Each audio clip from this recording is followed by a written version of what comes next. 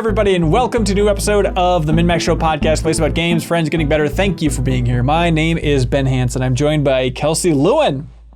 That's me. Finally, some fresh blood on this stale old podcast, because look at these two.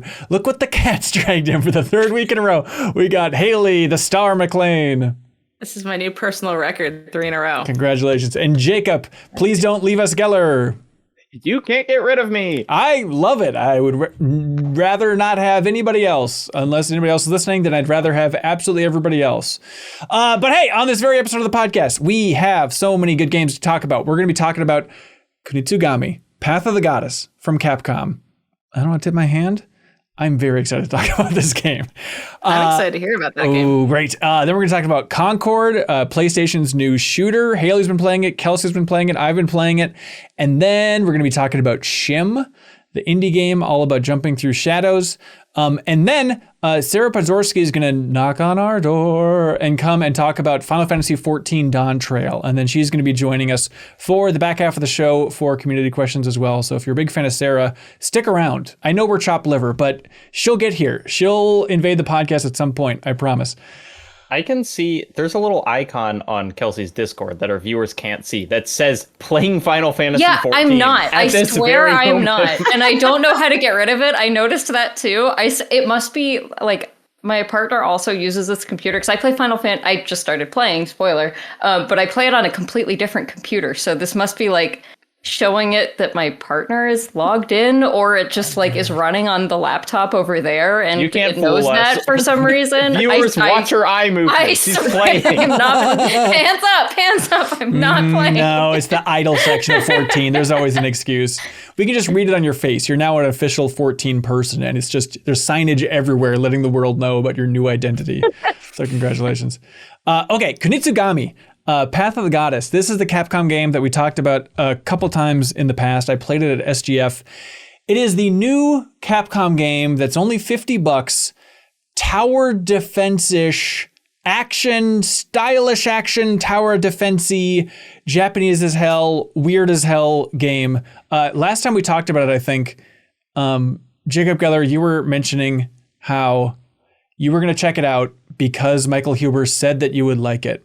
And so it's the moment we've all been waiting for. Yes. Okay, here it is. Was Michael Huber right? Do you like Path of the Goddess, Jacob Geller? He was right. He got me. Congratulations, Huber. You can rest easy, buddy. Yeah, this is. I'm so excited to talk to y'all about this because it is. We throw around. This feels like a PS2 game, a PS3 game, you know, stole and the words from my mouth. It means so words. many. It's so it means weird. so many different things. You know, it's like, oh, does it have like kind of cartoony graphics, or does it have like whatever? But this is like just mechanic in how the mechanics are doled out. Feels like such a throwback game in a way that is kind of missing a lot of expected quality of life features, and yet somehow it is endearing me to the game that it just feels...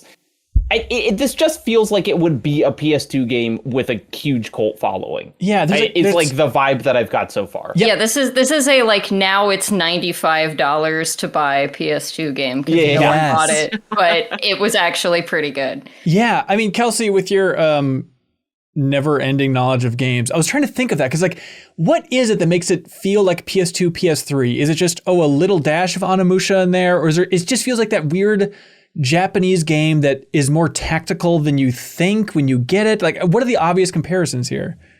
I don't know if there's an obvious comparison, but I think it's just like we don't very often get games where like you actually have kind of a new mashup that you don't either have never seen or just don't see very often. And this is not like even that complicated of a mashup. I mean, it's basically like part tower defense, part stylish action with, I would say, the bosses get fairly difficult pretty quickly. And it's just kind of weird. Like I heard someone else describe it as like Pikmin Dark Souls or something like that, which is, perfect. I think, a little bit of a stretch, but like you're both like, you're doing a lot of weird things in each level. And also I think part of it is just that it's broken up into levels. Like games are just straight up not broken up into levels anymore. Right. Yeah, you're, like, so exploring like the you map, are doing a stage and then you're done with it. And then there's like a little base building mechanic kind of thing. And then you're back to doing these levels that have just enough weird stuff going on in them that, yeah, I don't know. It just feels like something out of that era when there was a lot of experimental kind of like, we're going to just do two different things that you see in two different games here and try that.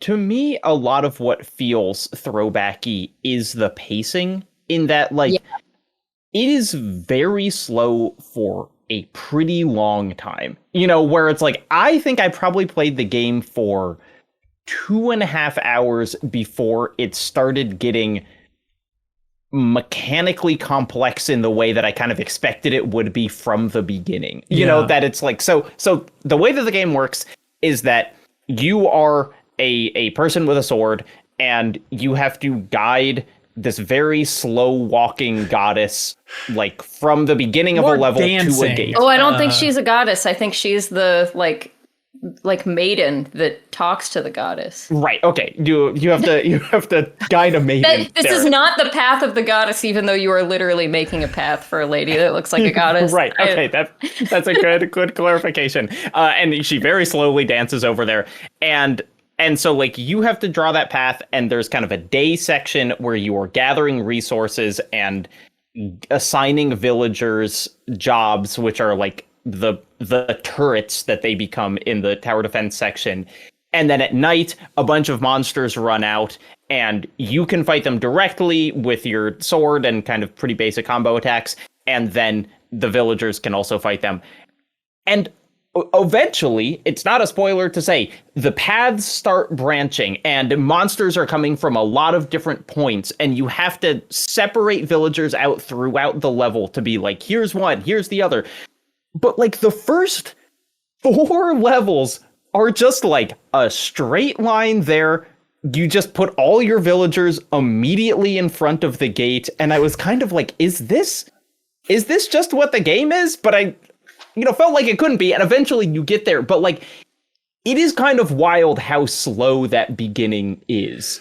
But it's still satisfying. Like, there's just so many little things that really click. Just, like, ramming your sword into the ground and clearing the path, running along and making the path for the goddess. Or just, there's something really satisfying about, like, oh, this little stage is all defiled and corrupt. And then in almost like Mario Sunshine-like way, just going around and, like, ramming your sword into things to, like, clean it up and having this gunk fly out. Oh, but it's like you're cleaning up the gunk and the demon juice and all that nonsense. But then also, as you do that, like, big pink balls of currency are popping out like it's Little Big Planet. Like, it's just satisfying on every level to pick these little things up. And then when you're getting to the point of upgrading your different villagers and their different classes, and you get to see the way their masks are evolving as they get more powerful along the way, like, it knows what's satisfying in a game. But thinking about, like, why this feels so different, and the fact that it's all broken up into stages, it made me think of just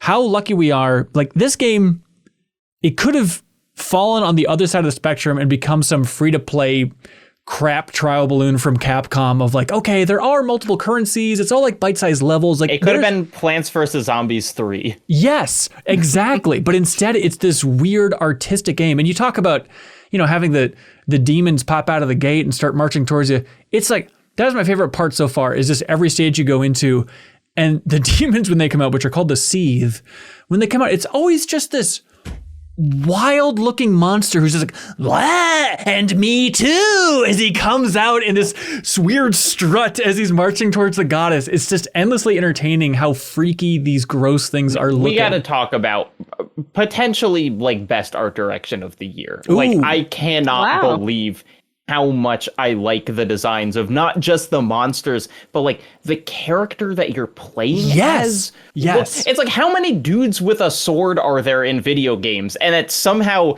this one looks so much cooler than a lot of those other ones. I am totally with you. I think also just, like, the presentation of various things in this game is really nice. Like, when you go to the little tent to do all of your upgrades and everything, like, it's just this nice little, like, array of stuff laid out in a really, like, I don't know, something about it is just, it's very beautiful. And then there's I still haven't figured out why exactly you unlock really detailed models of desserts, but as you go, you unlock really detailed models of like ancient Japanese desserts, and then you can like spin them around and look at them, and they're really beautiful. I don't know what the point is, but they're really nice. They know it's satisfying. And like it's so fun after you upgrade the villagers in that little tent area, and then you get to see like the maiden just give a little applause. You can see her hands just a little bit. She's so proud of you.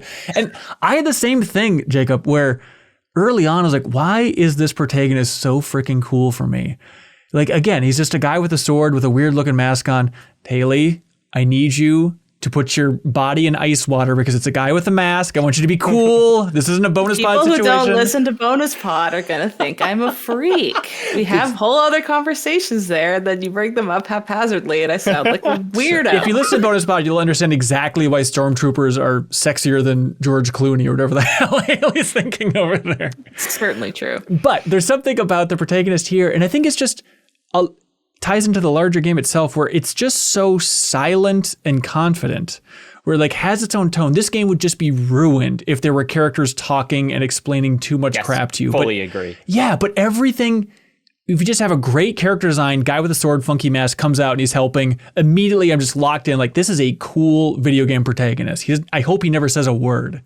Yeah, I feel like now I am into the meat of the, like, you know, levels are getting appropriately complex. Again, 4 or 5 hours in, I unlocked the skill tree for the main character, which like I didn't have before. And I was like, oh, are these the attacks that I have? That's cool. And then it's like, no, you're going to get like counters and like finishing moves and stuff. But like, you gotta wait on it. I'm not there yet. That's funny. Yeah, I'm a little worried about it because I'm not a stylish action guy like you two are, and so like I kind of like how simple it is right now for the protagonist. Am I going to get overwhelmed with combos and stuff?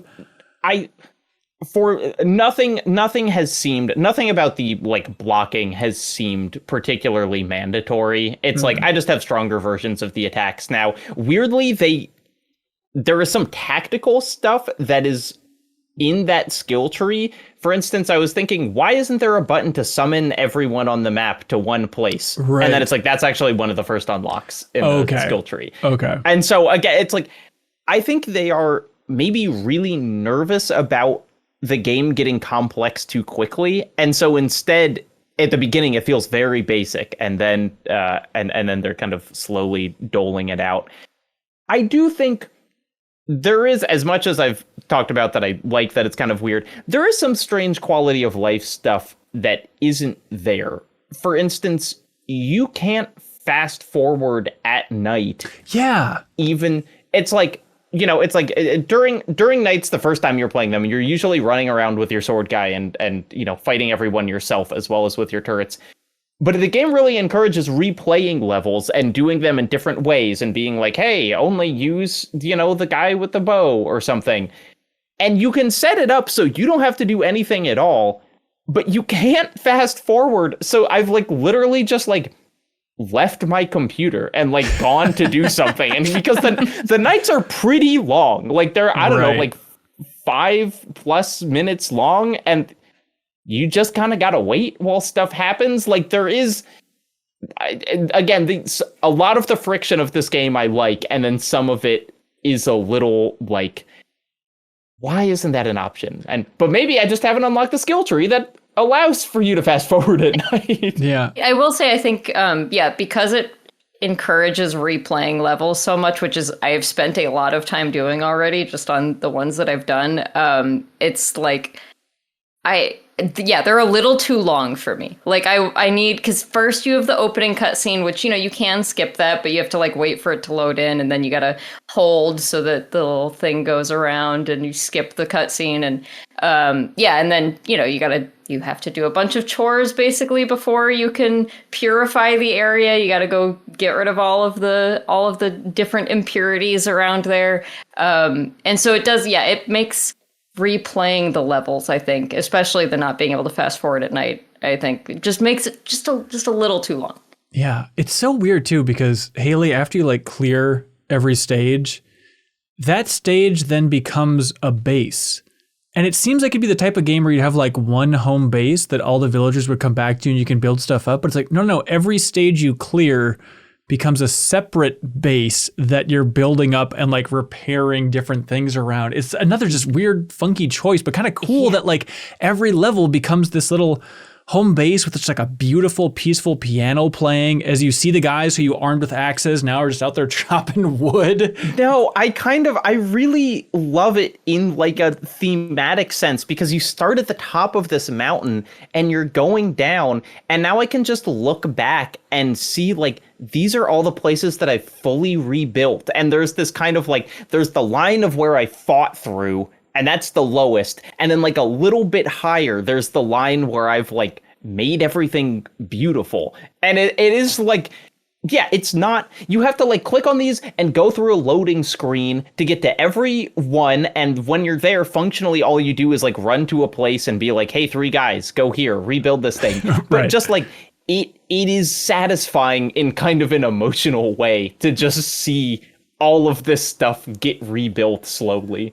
Yeah. And I love how Japanese it is as well. Like there's a lot of just kind of like Japanese banners and stuff all over the place. That's like, well, I can't read this and I don't know what it says, but I guess that's okay. I'm still getting by. Like always feeling like you're a little bit out of your element with a game this strange is also comforting in a weird retro sense, I think. Also worth noting, runs like a champ on the Steam Deck. Ooh, yeah. If you want this to really feel like a PS2 game, the graphics take quite a hit, but like that's fine. And this is a delightful game for me to, especially when I'm replaying levels and they don't require that much engagement, to like sit on the couch with my partner and watch an episode of Grand Designs. Ooh. And then I'm just like running around, clearing places for the second time. Yeah, I'm totally with you. I'm playing on PS5 and it's like, this is the game that the PlayStation Portal was made for. Like it's just these little bite-sized things. Like it just seems great to jump You'll in there make for me the want to handle. play it because I got excited when I saw it. Whatever that first time we saw it in some live react stream a few months ago, and I was like, that actually looks really interesting, and I think I want to play that. And I was half thinking, there's just so many games, maybe I'll skip this one. But now I kind of want to. You're making it sound really satisfying and brain itchy, and It's brain It itchy. is. It's the perfect podcast game. Like Yes. truly, if you have a stack of podcasts to get through, and I do not say that to like lessen how fun I think the game is, but it's just like there's no dialogue. You're not gonna miss anything. You're just running around, and then you can listen to your little podcast while you do it. And you can I would imagine- struggle with that when it comes to like the boss fights, though. I definitely, Yeah. at least past like the second one, they start getting tough enough that I would not be able to pay attention to words someone was saying while I'm doing that. Yeah. I'm curious what you then think I of it, remember a few episodes ago you said, if this thing's a 7, well done. Taylor. Right. I feel like it's doing much better than you anticipated. Yeah, look, I don't think it's going to be game of the year. It'll go down as a cult classic. Look, Yeah. if I had to predict it, this is a solid like 17 on our list of the 210s. Like, I don't know. I mean, I know it's gross to put it in that spot already and stuff like that, but I'm so happy with it. I'm so glad. It's just, it feels like the sign of a healthy publisher. It's like, all right, Yes. Capcom's doing well because they're releasing weird stuff like this and not trying to nickel and dime us with every attempt at game design here. So I'm so It's happy. exactly what I needed it to be, and I think that's probably how you guys feel too. Yeah, and it'll have big fans for the next decade that'll be like, they never make games like Path of the Goddess anymore from these big publishers. But yeah, I think a while ago I was talking about like, what if I just really committed to this and became like a Path of the Goddess streamer, just went all in on this and playing it. I still think about that. Like this is all I need. This is a video game. I have no idea how long it is. It does feel like the kind of game that could be long. Oh, really? Like, it's like I truly, I don't know, but it's like, there's a part of me that's like, maybe this game has like 70 levels. Maybe. Well, I think it's 11 in the beginning. They said something about like 11 masks. So I think it's 11 and then like maybe 12, because there's probably some like final boss or whatever. But like, to be honest, I think I've put in 4 hours. And again, I've replayed some levels and stuff. So like 4 to 5 hours, and I'm only through 3 stages. So like that is pretty long if it's that many. It's looking like it's about 20 hours is what IGN said in their review. Well, that's great too, because then I perfect. can play it and be happy. Finally. We have, let's see, the game is on Game Pass. If you want to check it out there, there's a demo available everywhere. It's like, just jump in, check it out. Some people are asking about Backstreet Pass, like, what type of gamer does this appeal for? And it's like, tower defense, Pikmin, Japanese quirky stuff with a touch of tactics. Yeah, but also it doesn't require the patience that those games sometimes do, because you are running around as a guy with a sword who can do combo attacks. Yep. So like you can just be like, bah, bah, bah, bah, bah. You know, you don't have to just sit back and watch your guys fight people the way that you sometimes do in tower defense. Yeah, for sure. Speaking of sitting back and fighting people, Haley jumped aboard her big old spaceship, the North Star itself, and set sail for outer space in Concord. PlayStation sent over some codes for the closed beta of Concord. This is the new 5v5 PvP shooter from Firewalk, some former Destiny developers that split off, and then Sony bought the studio. Kelsey's been playing it. I've played a little bit. Haley's been playing it. Haley, I'm so curious what you think about this. As somebody who plays Overwatch, did you say you play it like every night or something wild like that still? Mm-hmm. It's okay. You can hold your head up. She's shamefully You're having fun with your friends. It's fine. It's I think fine. you're probably actually good at this game. Maybe you're one of the people that was kicking my butt. There's some people that were really kicking my butt too, and especially when you're just like, there was no training area in the closed beta. Yeah, that was rough. Come on, I just, I felt guilty my first 10 games, so I was just like, sorry, like just chucking orbs, looking at it on the ground, wondering what it's doing. Yep, I'm totally with you. And I just needed that like clear overlay like Overwatch has, and it's like, okay, I can go into the menu and see the profile of each character, but there's a lot with Concord to unpack that I think is interesting. But one of them was just like, I just want to know what this character's moves are. Where's the quickest way to learn that in this beta? And you have to go into the, get to know this character. And it's like a wall of text with like fun facts. They have their finger on the pulse of intergalactic politics. Like, okay, you have 12 fun facts. Like, I know their blood type. I'm just looking for what R1 does. And no pictures beside the names. I was like, who's Florp, and I can't even remember the names. Like Haymaker, I don't know. Haymar, yeah. So they did say, it's in the official version, they are going to have like a whole training area for all this, and also like speed run challenges and stuff like that for like some semblance of some single player stuff. But overall, Haley, how are you feeling about Concord and the gameplay here? I was really impressed by it. I found myself wanting to play it, and like this week when I can't play it, and the open beta is going to be this coming weekend. I'm like looking forward to this weekend to play it more, which I think is really telling. I was thinking about it as I went into it. It's like, why do I want to feel cynical about this game? Because it's like important to acknowledge those feelings. It's like, I haven't seen that much of this. Why am I going into this being comparative to other first-person shooters? Like, I don't do that with any other genre, but with shooters, I do that.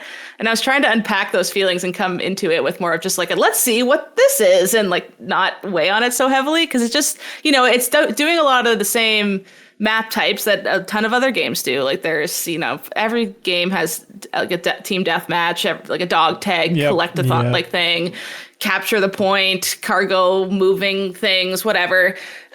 So it's kind of tough. I really don't envy first-person shooter developers, because they have to come up with such unique differences. So why isn't this Valorant? Why isn't this Overwatch? Why isn't this Call of Duty? Yeah. Or how is it a mix of those that's somehow unique now, plus its own stuff? Like it's just so hard to not step on toes of other developers. But I think they're doing some really unique things that made me go, oh, okay, that's actually kind of cool. It probably reminded me the most about Valorant, the way I play Valorant. But not to be directly comparative, because it was also like, I really liked the crew system thing that I did have to do a bit of reading to fully understand what they were saying there, essentially. But they have a bunch of different characters, and then you level them up individually, which I liked. So it's like, you can actually see if you main one character more than the others, and you unlock skins and stuff for them. But then you can unlock variants of that character. So I can have Lennox variant 1, Lennox variant 2, Lennox variant 3, and then they each have their own specific passive.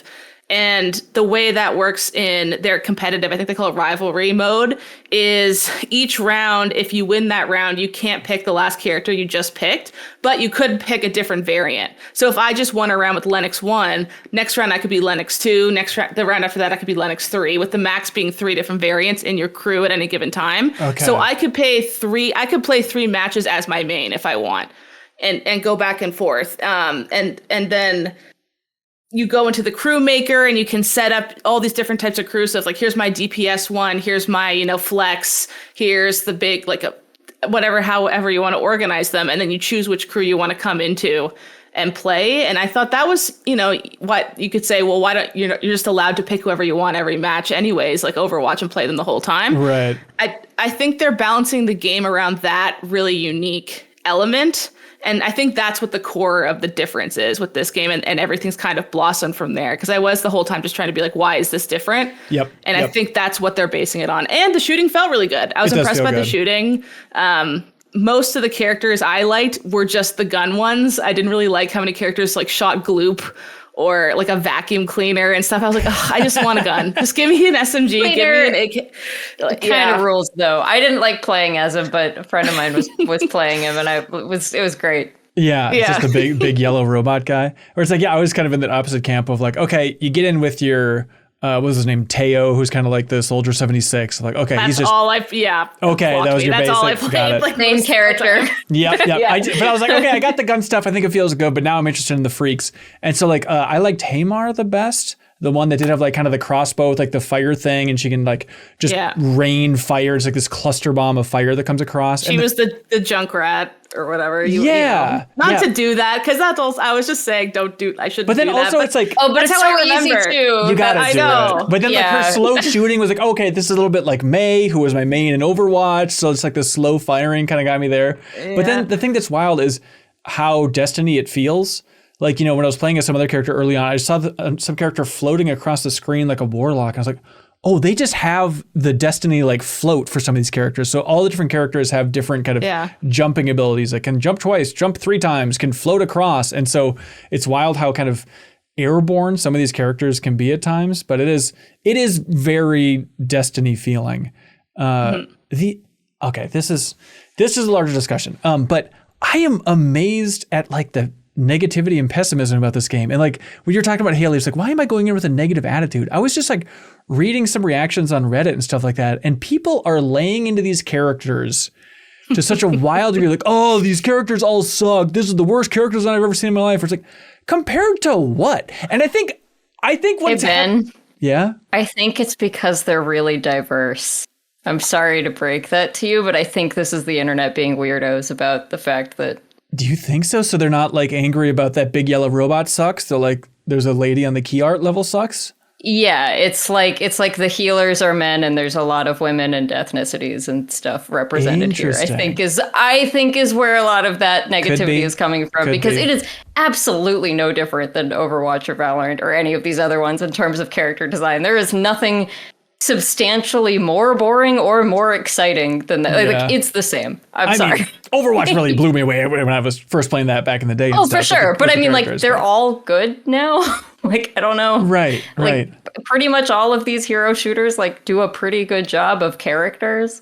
Yeah. Even like that Star Wars Hunters game, which is on Switch and mobile. I was playing a little bit of that. And that's also just like a Overwatch, hero shooter type of thing. But Star Wars Hunters, like, it has some of my favorite stupid Star Wars characters ever. It's like 2 Jawas in like a trench coat that are standing on each other that you're fighting, or like there's a robot that has a lightsaber and his name is like Jedi, but in like Leet speak. It's like, hey, you know what? These are fun ideas, Star Wars. I'm fully on board. So like the Concord characters, I think a lot of it, my read on it was that it was coming from just the fact that the last state of play, they led with that character cinematic for 3.5 minutes before they showed gameplay.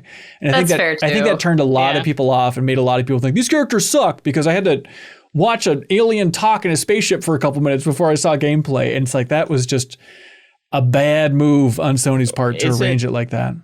Is it also just, and this is not specifically about the character designs, but like, is it just kind of hero shooter exhaustion? I think so. It's like, hey, when Overwatch came out, we all got to learn about these characters and they're all cool. And now every game that comes out, it's like, you're going to learn about our cast and it's going to be there. And it's like, then we see 9 out of 10 of them, go servers down after the first 6 months or whatever. And it just feels like, for me watching that trailer, I was like, can you just give me a single player game that I'll be able to play in 2 years? Yep. But that is separate from like the look of the characters themselves. I do think that a lot of these companies just, in general, just overestimate how much we're going to care about who the characters are or the story. I mean, I'm going to be honest. I was already annoyed just having to watch the problem. Just having to watch the Marvel Guardians of the Galaxy ass opening of this thing. I was like, I get it, but I'm not going to care about what you guys like talk to each other about once I'm in the shooting part, Like we don't, I don't really care that much about those characters. It's so close to Guardians of the Galaxy in terms of tone and energy too, that also it doesn't feel fresh right away either.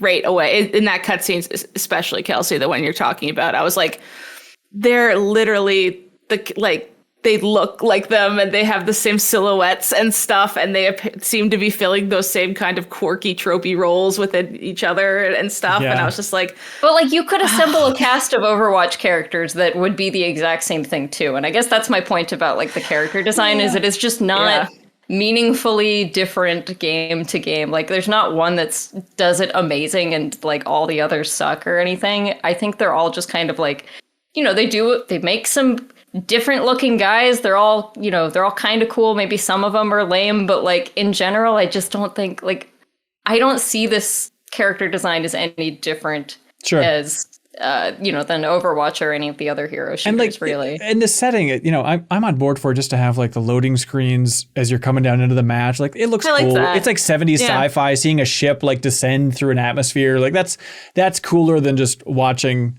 a camera hover over some steel platforms in a Call of Duty game or something. So just because it's sci-fi doesn't have to be completely, this is just Guardians of the Galaxy ripoff, yada, yada, yada. But the dodge thing, hitting circle twice to do that dodge in a first-person game, help me out, Haley. You played a lot more of these than I have. Is that pretty unique? I mean, some even in Overwatch, there's just a few different characters that have something pseudo like that ability, like a roll away or something like that. But I was seeing that the dodge is also tied to a lot of different passives too. It'll be after a successful dodge, you get 30% more speed for the next 5 seconds or something. Right. I think it's trying to build off the Valorant peak and or you're dead, because in Valorant you can't do that. You can't do a dodge, so it's really just moving your neck, and it gets kind of boring after a while. That's kind of why I played Valorant for a couple of years and I kind of dropped off of it, because I was just I'm tired of just going like that. It felt like that's what every match was, where this one's kind of encouraging, if you make a mistake and pop out, you have a very quick way to back off. So I think that's they're playing with that kind of concept, but mostly I think it was just so it didn't feel too Valorant-y also, because otherwise it's sort of just like that. Yeah. What is what's the time to kill on a spectrum from Halo to Call of Duty? How fast do you go down? There are there's roles or whatever. So there's some beefy characters, the tanks, but they don't call them tanks. They call them I don't know, influencers or something. Well, I don't know why you forgot. Social media influencers. They're all named after our heroes in society. No, so the classes are, and I can't believe you forgot this, Haley. Off the top of my head, I think it's Anchor, Breacher, Haunt, Ranger, Tactician, and Warden, I think. But Haunt's just the one I don't understand. Anyway. They're going to call them tanks. The big guys are tanks, the medium guys are DPS vibes, and then there's some that are, one guy even calls himself healer on the way. So I was I guess he's a healer, but he also has a burst rifle, so it's whatever. I guess he's more than one thing. So they're not being healer weapons are terrible. And that's kind of, I think, what Haley's getting at is it really depends on the class you're playing, because the people who are made, the shooty guys, they can kill you very quickly, but the healers have guns, or at least I only played as one of them, I guess, but he had a gun, but it did basically nothing. You might as well not have had a gun. Yeah. Did you have a good time playing this, Kelsey? I had a pretty good time, but I am not good at hero shooters, and that gets very frustrating very quickly. So I had a good time playing with my friends. I will probably continue to play with my friends a little bit, but like I can't see myself like turning this on without other people to play with who aren't gonna get on the chat and yell at me for being bad. Yeah. So. Yeah. It's funny to see the reaction towards it, and it seems like it's a larger discussion about, you know, the media, about how every fan of Marvel has turned into a Disney executive talking about like, well, this movie's it's good, but it's not fitting the criteria for this, and it's not setting up the next phase of the blah blah blah blah. It feels like gamers are kind of turning that into this, having the same discussion here of just that sense of like, okay, yeah, but it's a hero shooter and it's such a tough market that I think it's going to die on the vine, so it shouldn't even exist. But it's like, I don't know. I'm happy that PlayStation has like another shooter in the library. It seems really well made from the little bit that I played here in the beta. I'm rooting for it. We'll see how it actually turns out. It looks great. Like the visuals of it are like the character models in the game look near as good as sometimes the CGI cinematic cutscenes. Like I was really impressed by the facial animations and stuff like that in the actual game. Yeah. And so it's $40. A lot of people are also screaming, it needs to be free to play. We're like, are we annoyed by free to play stuff too? Again, I know I shouldn't just be reacting to the reaction, but it drives me nuts sometimes. But yeah, this thing's going to be $40. We'll see how it goes. It is weird because like I don't know what you are supposed to do. Like there's the stuff that everyone expects you to do, which everyone expects a hero shooter to be free at this point. But then like if you are just another free to play hero shooter, then yes, you probably do just like go die on the vine. And so I don't know, like they're trying to do something a little different with it here. I don't know. Yeah. No, I'd rather have a premium model than another attempt at like an X Defiant or something like that, you know? So, and I trust the developer. We'll see where it all ends up here, but, okay. We'll check back in August 23rd. This thing's coming out. Okay. So Haley, it all comes down to you. If you don't like it, final result, then they have truly failed us all. Oh no. Sorry. Let's see. That's Concord. Oh, Jacob Geller. Do you like this or do you not like this? Like, you know, in those cinematics, you're always waiting for something that strikes you as like, oh, this seems novel. This is something I haven't seen before, just for the way they're setting up this lore, yada, yada, yada. Is it the ship? Is the ship flirting? Yes.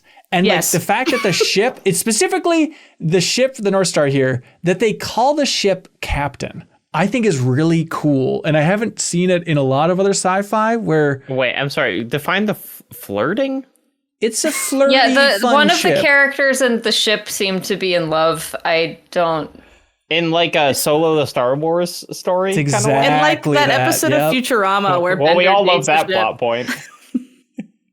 No, but I like that they call the ship Captain. Like, that's cool that the ship itself is leading the crew. There's an idea. That's stand something. Out to me too. All right, there we go. And yes, it's going to be really romantic. But like, you know, is it that sacrilegious to try and squeeze a little fun story bits into a first-person shooter like this? Like, clearly they have on their whiteboard the idea of like, okay, we're making a hero shooter.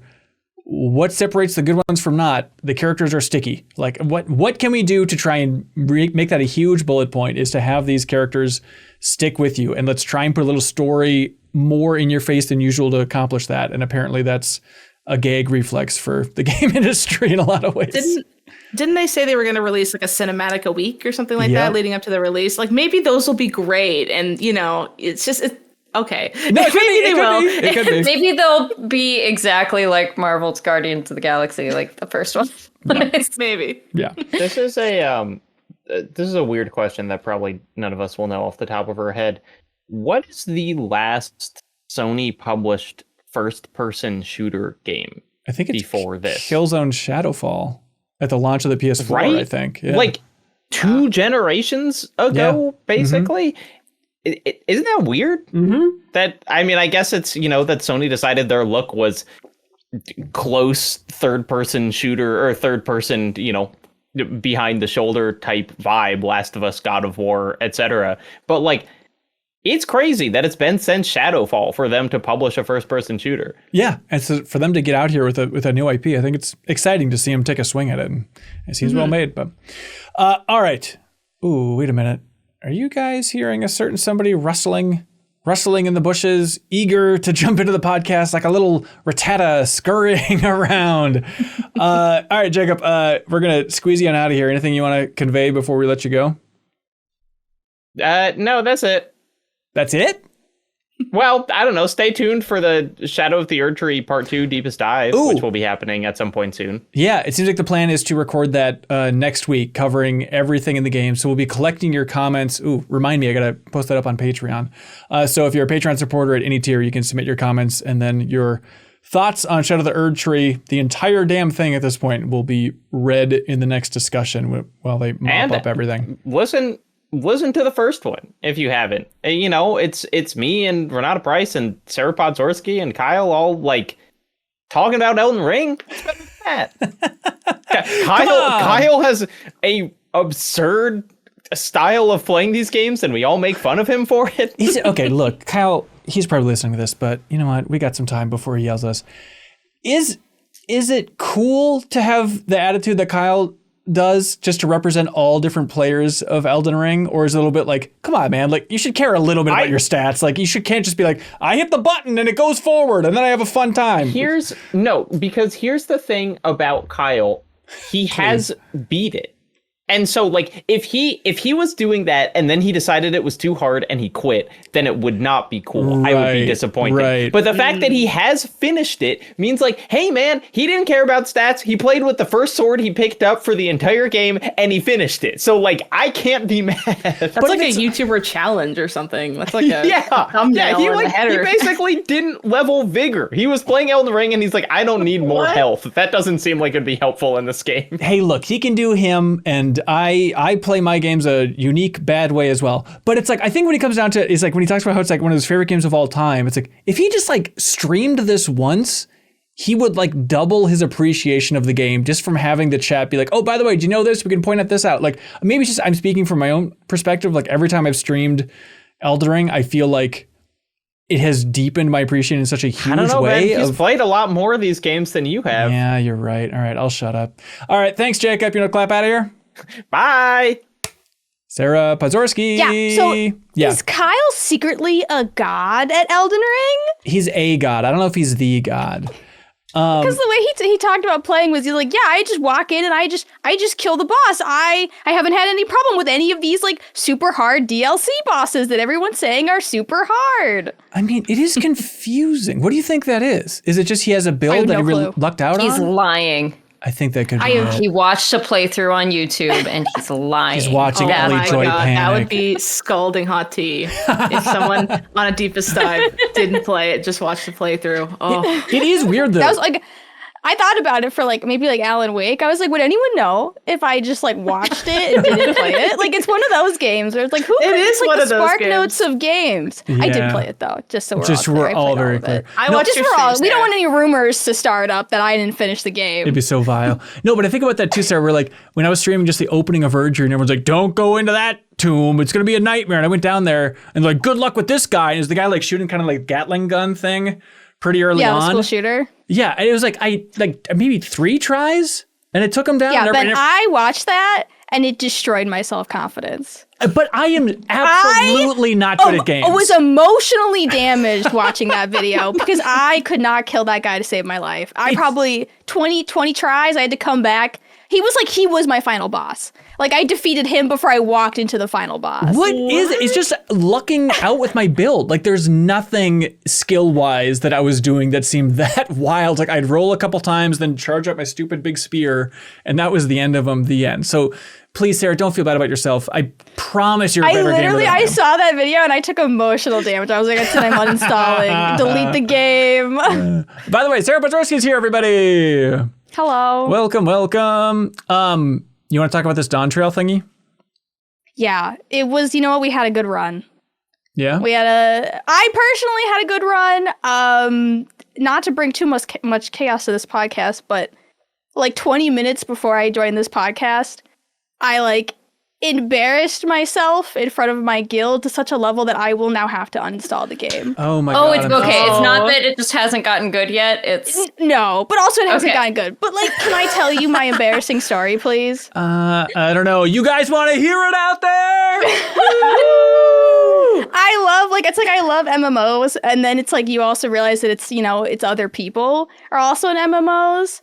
So I'm in like a guild, which is also called an FC, right? Okay. And my friends and I, like my IRL friends, are in this FC, and we're like, let's just like leave and start our own FC. Like we want an FC with like taxpayers. You know, we want an FC for like people who work 9-to-5 jobs, and like not a bunch of like people who are mysteriously always online. And then I'm like, yeah, let's do it. Like, let's leave. We don't like it here anymore. And then I see it in the FC chat, which is like a global chat, so everyone in your guild can see it. I see that my friend left, and I'm like, wouldn't it be so funny if I just typed +1 and then also left? So it's like my friend is just like, hey guys, I'm leaving. And then I went in and I was like, ha ha ha, +1. But I couldn't leave the guild because I had an apartment in the guild house, which apparently means that you can't leave the FC. So you just booted your friend and now you can't join her in the other room? No, my friend left. I tried to join him. Yeah. And then I didn't realize that I have to literally empty out my entire apartment. So you need like in our house. So then I teleported to the house, and guess who's standing in front of the front door but the leader of the FC. Like I teleport right in front of her. So I turned and I sprinted off the closest ledge that I could find. And she emoted at me. She like blew me a kiss. I sprinted off the closest ledge and I logged out of the game. So unfortunately, I will not be finishing Dawntrail. Yeah. I cannot bring myself to log back in and face these people. The last thing I want from a video games is feeling social shame. This shouldn't be the way it works. This is the place. Red Dead Redemption roleplay. Oh, it's a lot of shame. Yeah. Yeesh. Okay, so up until that point, it's not grabbing you so far, Sarah? The queen of all things Final Fantasy XIV? I mean, no. Wow. Let's just be honest. Whoa. So what happened? The issue with Final Fantasy XIV is Endwalker was the big conclusion, right? I think I talked about that during the Game of the Year awards. Endwalker, huge conclusion, big bombastic ending. And they're like, well, now how are we supposed to start like a new story? And their whole idea is, okay, let's just like go to a new continent. It's essentially the Americas. Journey to the New World, you know? They're like, let's just go to a new world. But they also switched writers. So the person who wrote like the Shadowbringers to Endwalker like arc from like ARR, they switched writers. So you can tell that the writers switched.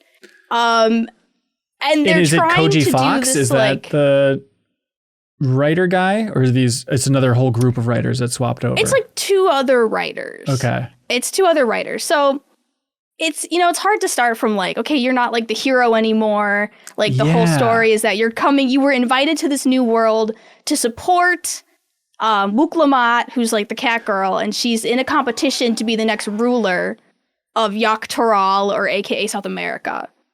Of course.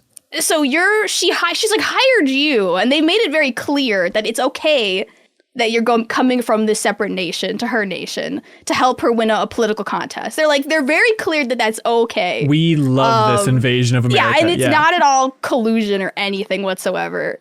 And it's, you're like not the main character. Like you have to go to like 6 different locations and like compete in 6 different trials, and it's all about like peace, love, learning the culture of Yogg-Taral, and you're like, Great. I was like, we're not going to do this 6 times, right? Like, we're going to do this 3 times, so something's going to happen. And they're like, no. You're going to 6 different places, you're competing in 6 different trials, and you're going to learn about peace, love, and all of the cultures. Understanding. Is it the first time they've had this setup of you're supporting somebody else and not the main character?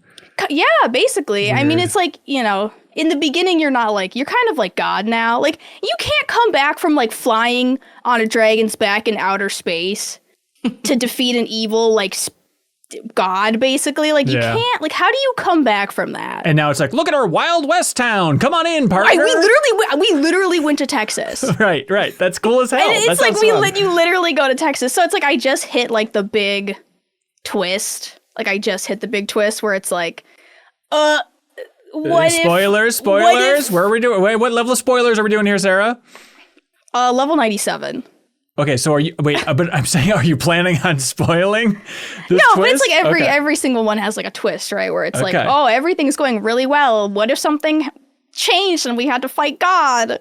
Okay, well, that sounds great. So here's what I'm confused about with Dawntrail is like the pitch is, we wrapped up the huge saga. We're starting things simple, starting things fresh, seems very down to earth, exploring the Americas, learning new cultures here. Great entry point. But then people like Kelsey are trying to jump in for the first time, and the message I'm receiving is this is a really hard thing to enter into. The great thing, Kelsey, is you actually can end at Endwalker. So everyone who's like nervous that they're like, oh, they keep releasing updates, you can just stop after Endwalker. You can get your fill there. You don't have to keep going. Right. Yeah, that's interesting. So Kelsey, what is it like to jump into 14 for the first time then? Or for again, I should say.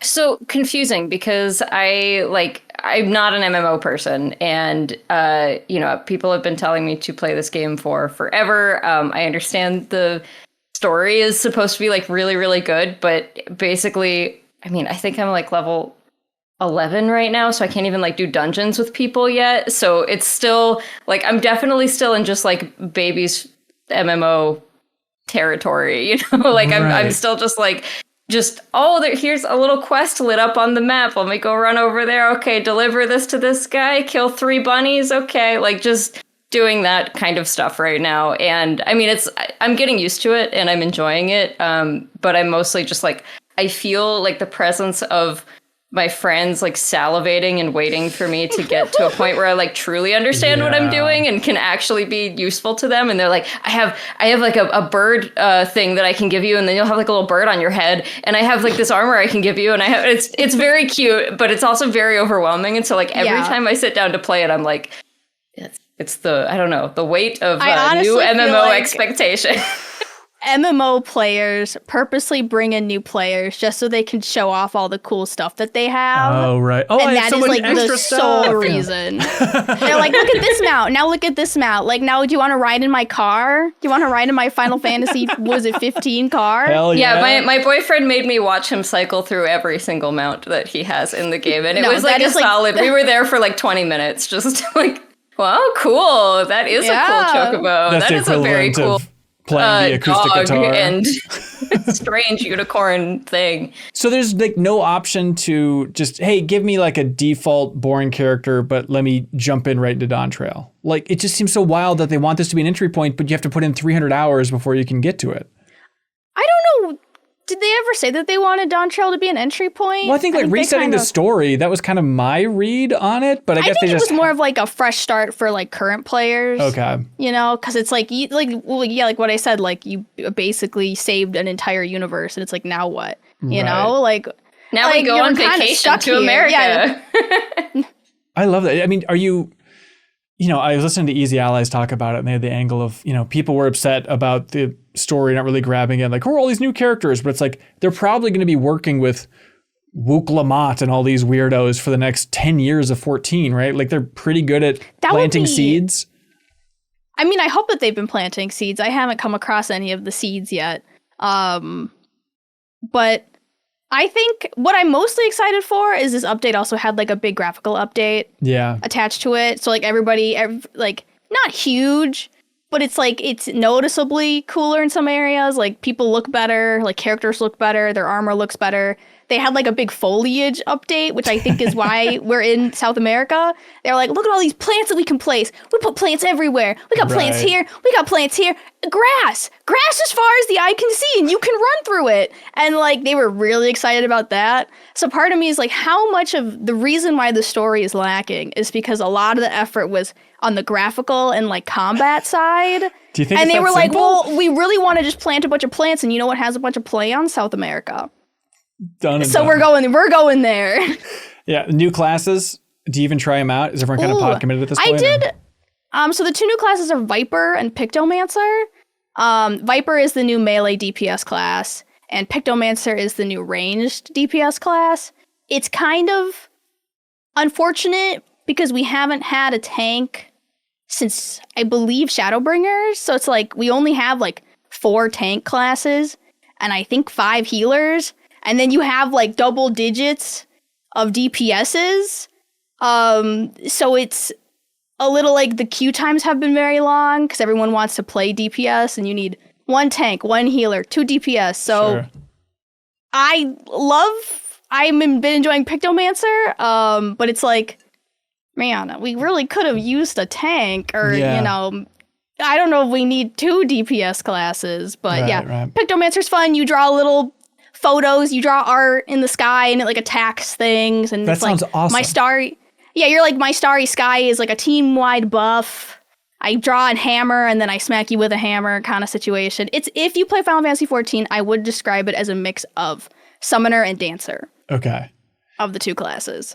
Kelsey, that seems good. As an artist, Kelsey, I feel like a character who can draw stuff and it lands on people's heads. As someone who really liked Kirby 64 and the Crystal Shards, and there's that little guy who makes paintings that come to life. Yeah, absolutely. It's essential stuff. And when you get to level 90, Kelsey, you can pick that class quest up in Gridania. I am excited. I really am excited to play more, and I keep like logging on like 40 minutes before they're about to do maintenance, and I don't know what's wrong with me, but I did that last night. I was like, I'm gonna get a couple hours in, and then it was like, nope, 30 minutes. There's gonna be maintenance in 30 minutes. I was like, oh, okay. I will say, like, as a Final Fantasy fan, my interest in 14 and like going back to it, because I played, I don't know, 15 hours or something years and years and years ago, but like my interest is always like, maybe I should try it. From this conversation, it is rock bottom. It's like, hey, social It's not for pressure, everyone. a bunch of long queue times, the systems are always down, you always got to wait for maintenance, and it also takes hundreds of hours before you get to the new stuff. Like, I mean, it's playing MMO. when you would be asleep. Like it's this. I am on the West Coast, and this was like I think 10 p.m. last night or something like that. Sure.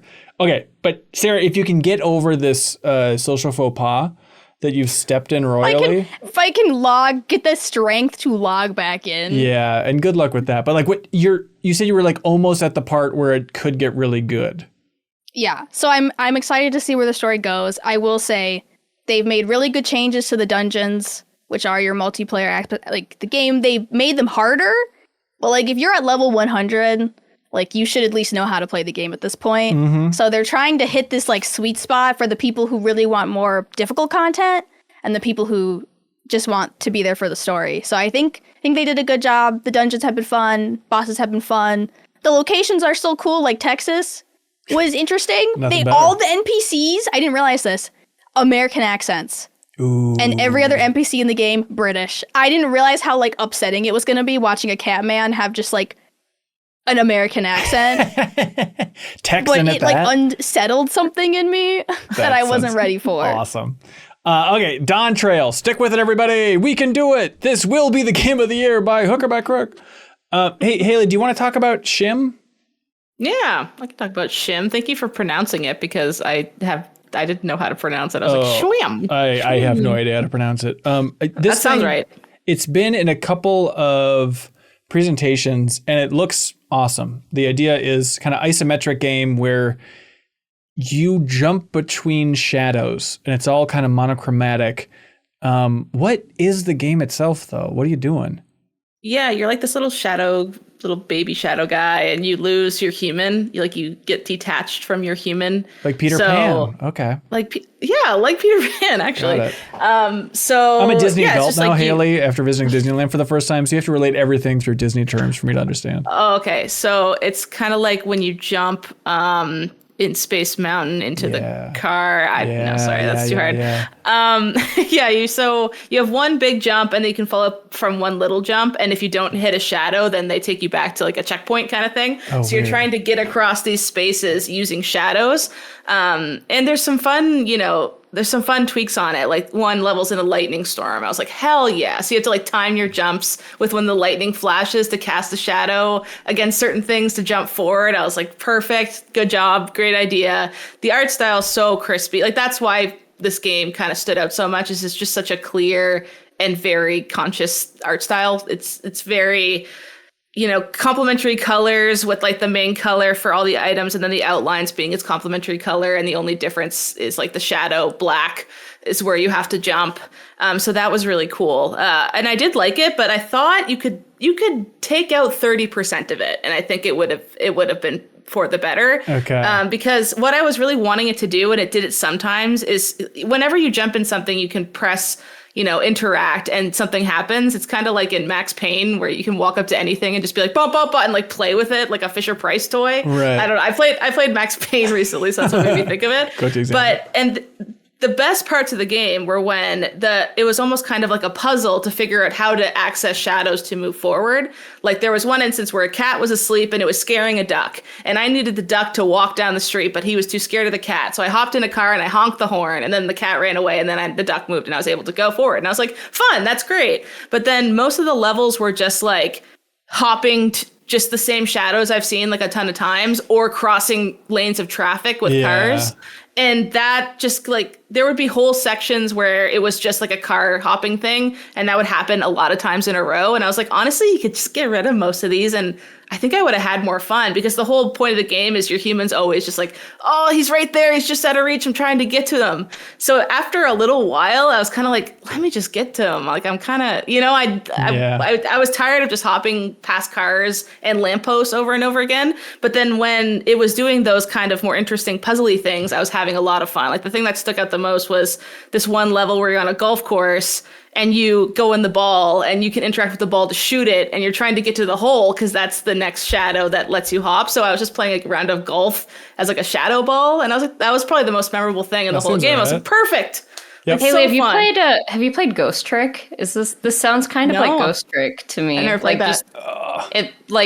It's not, you're just hopping from object to object, but it's also that kind of like puzzly, like I need to move. Yeah, I need to scare the cat so that the headphones drop in, like it's just a bunch of weird stuff like that. So yeah, I didn't have this on my radar at all, but I really like Ghost Trick. So yeah, it's that kind of, you turn on a wacky inflatable man and he goes, whoa, and then that makes a shadow in the ground. So I run to the edge of the shadow and jump. Cool. It was like those moments were too spread out with just like this kind of repetitive jump by the lamppost up the street. And yeah, I think overall I really liked it, but I just think 30% of it could have got cut. And I probably would have liked it a bit more, which is a hard thing to say about a game. It's like there was too much of it, but you know what I mean? No, it was just certain levels were repetitive. Yeah, for sure.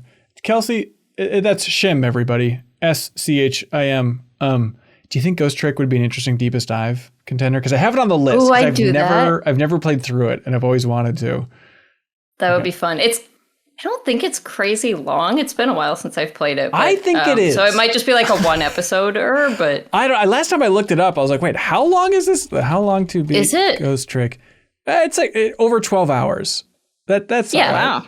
Yeah, that's a good 2 episodes. Yeah, I think it is like long for what it is, I guess, but it is not a long game. It feels like we're due for like letting people vote on a retro deepest dive after sounds Elden fun. Ring. And there was I don't know if it was a remake, but there was a re-release on Switch. Yeah, not that long ago at all. Sarah, you don't have to talk about it if you don't want to, but how's Fields of Mistria going since you're coming up on the launch? Our launch is coming up August 5th. Jesus. It's weird transferring from like a pre-launch to a post-launch world, especially for marketing, right? So it's like I'm used to just putting out like baseline marketing, like please be interested, wishlist it on Steam, like that kind of stuff. Right. And then you move into this sort of like live op setting where it's like it becomes sort of more community management, where it's like here's an update coming, here's a patch note, here's a hot fix, like here's stuff. So it's an interesting transition.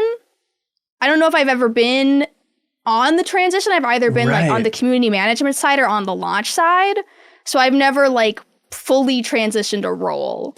That's gonna be it's gonna be so bizarre too, because it's like right now you're spoon feeding everybody like here's a cute gif of a cow in this farming game. Look at this, and like you're gonna have to pivot so hard to just be like the bottom of the funnel for like there's so much content out there. I need to absorb the best and try and surface that. That is what was so crazy when we released the demo during Steam Next Fest. Right. Is we were like inundated with like fan art, streamers, like people sharing pictures, like. It was insane to like see people make like their own content, so it was like, it's really rewarding, but it's one of those things where it's like people are actually playing it. Like you're like, wait, like I thought I only played that game. Like, what do you mean other people are playing it? How does that work? I know some developers do it more than others, but like, do you think it's just game on for retweeting great fan art? Is there any negotiation you have to do and like ask for permission to like, share anything like that, or to, I don't know, like just for like retweeting and stuff? I think sometimes you can ask. Yeah. Just to like give them a heads up, like if you're a really large account, like, hey, I'm going to retweet you on my several 100,000 follower account. But I think for the most part, if they're posting it and they're tagging you on social media, it is like fair game to like retweet and share and stuff, because your audience loves to see it. What if there's like a really great YouTube video of somebody playing Fields of Mistria and you want to take like a snippet of that? Is that type of thing, or is like you're going to navigate that all I would those? ask. Yeah, that I would ask. I would just get like, you know, explicit permission that we can post it on our channels. Right. And when's the big launch coming up again? August 5th. Oh my God. It's gonna be fun. It's gonna be fun. I know. It's weird because that's like a finish line for you, but that's also the starting line. That's everything. It's one of those like issues with like early access games and like games that the development will continue past that point. Right. So it's like you can't just like drop it and then like walk away from it. It's much more of like a slowly building it, getting feedback sort of situation, which I think is the same situation for a lot of modern indies. Yeah. And I think the games end up being better with that sort of arrangement, even if it's a little bit of a slower finish line. But yeah. Yeah. Best of luck. Fields of Mistria. There you go. Hey, Haley, do you know how this whole thing operates? Yeah, patreon.com/MinnMax with 2 N's. Yeah, but could you say it like it's more fun to type? I'm dead inside. No. Yeah. Does anybody have any life left inside of their souls and they could say it? It's the wrong group for that, I think. Yeah, sorry. Patreon, everybody. Patreon.com/MinnMax with 2 N's. Go there, find the tier that is sustainable for you, and that keeps this whole independent operation sustainable. If you enjoy the direction we're going, if you enjoy the outlet we've been slowly building for 4.5 years at this point, coming up on 5, you are the reason the whole thing exists. You know, we have people politely drop out every single day. So if we don't have new folks jumping in, trying that $2 tier, trying that $5 tier, we start to slide down that hill. And at the bottom of the hill, it's the incinerator from Toy Story 3. So thanks to everybody who jumps in. Patreon.com/MinnMax with 2 N's. And thank you to some of our bigger supporters. Of course, we're talking about people like I'm 8-Bit. They want everybody to know that the Annapurna Interactive Vinyl Reissue Collection is available for pre-order right now on their wonderful online store. So you can get the vinyl soundtrack for Donut County, which is so good. Vinyl soundtrack for Florence, which, believe it or not, is oh so good. The vinyl soundtrack to Kentucky Route Zero, Sayonara Wild Hearts, What Remains of Edith Finch. All of those soundtracks are available in their store once again, and you can pre-order them now. And you can check out everything else in I'm 8-Bit's wonderful online store. You can use the promo code SMOREGAMESPLEASE. SMOREGAMESPLEASE for 10% off of everything under $100 in their wonderful online store. We say it all the time, but just if you like this podcast, go to their online store. I promise you'll see at least 10 things where you go, damn it, that's really cool. I like that a store exists that sells these things. So check out the links below. Use that promo code. Let them know that we sent you over there. And help support I'm 8-Bit because they support the MinnMax community in a big bad way. They ship out a prize each and every week to whoever has the best question, the question of the week. This week, it's a goodie. This week, whoever has the best question wins the Sea of Stars I'm 8-Bit physical edition exclusive thing.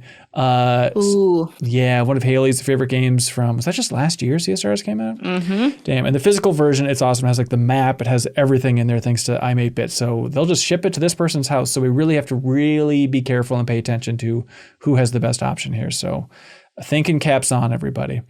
Are you ready for these?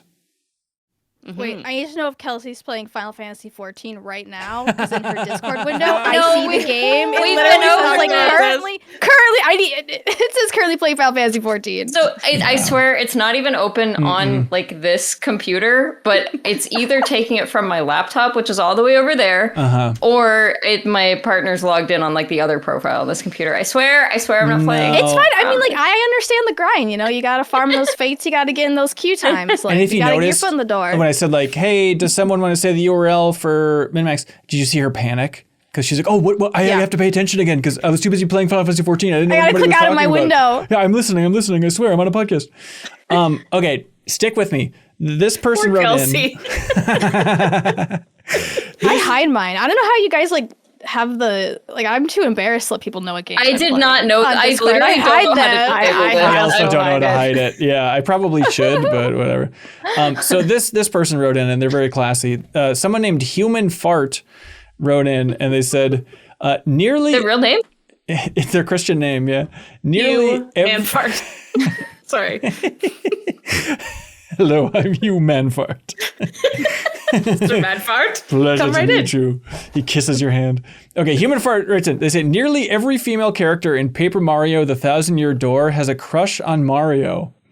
It's a weird detail. So the question for me is Mario hot?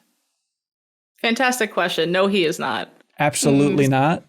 Absolutely For some not. reason, he's actually the least hot. Like, I find both Bowser and Luigi more attractive than Mario. Yeah, I agree with that. Isn't that wild? Like, Yeah. he is the least attractive. Okay, so Human Fart asked, is there any version of Mario that's hot? Like a little bit when he's in the kitten outfit, but barely.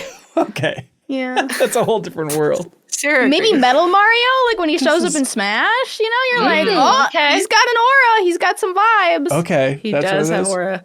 See, How about that original Super Mario Brothers movie live action? Bob Hoskins. Oh. Ooh, Bobby H. But still, Luigi's still hotter. Yeah. Luigi's still did hot, never even misses. despite his fears. We love to see a man overcome his fears.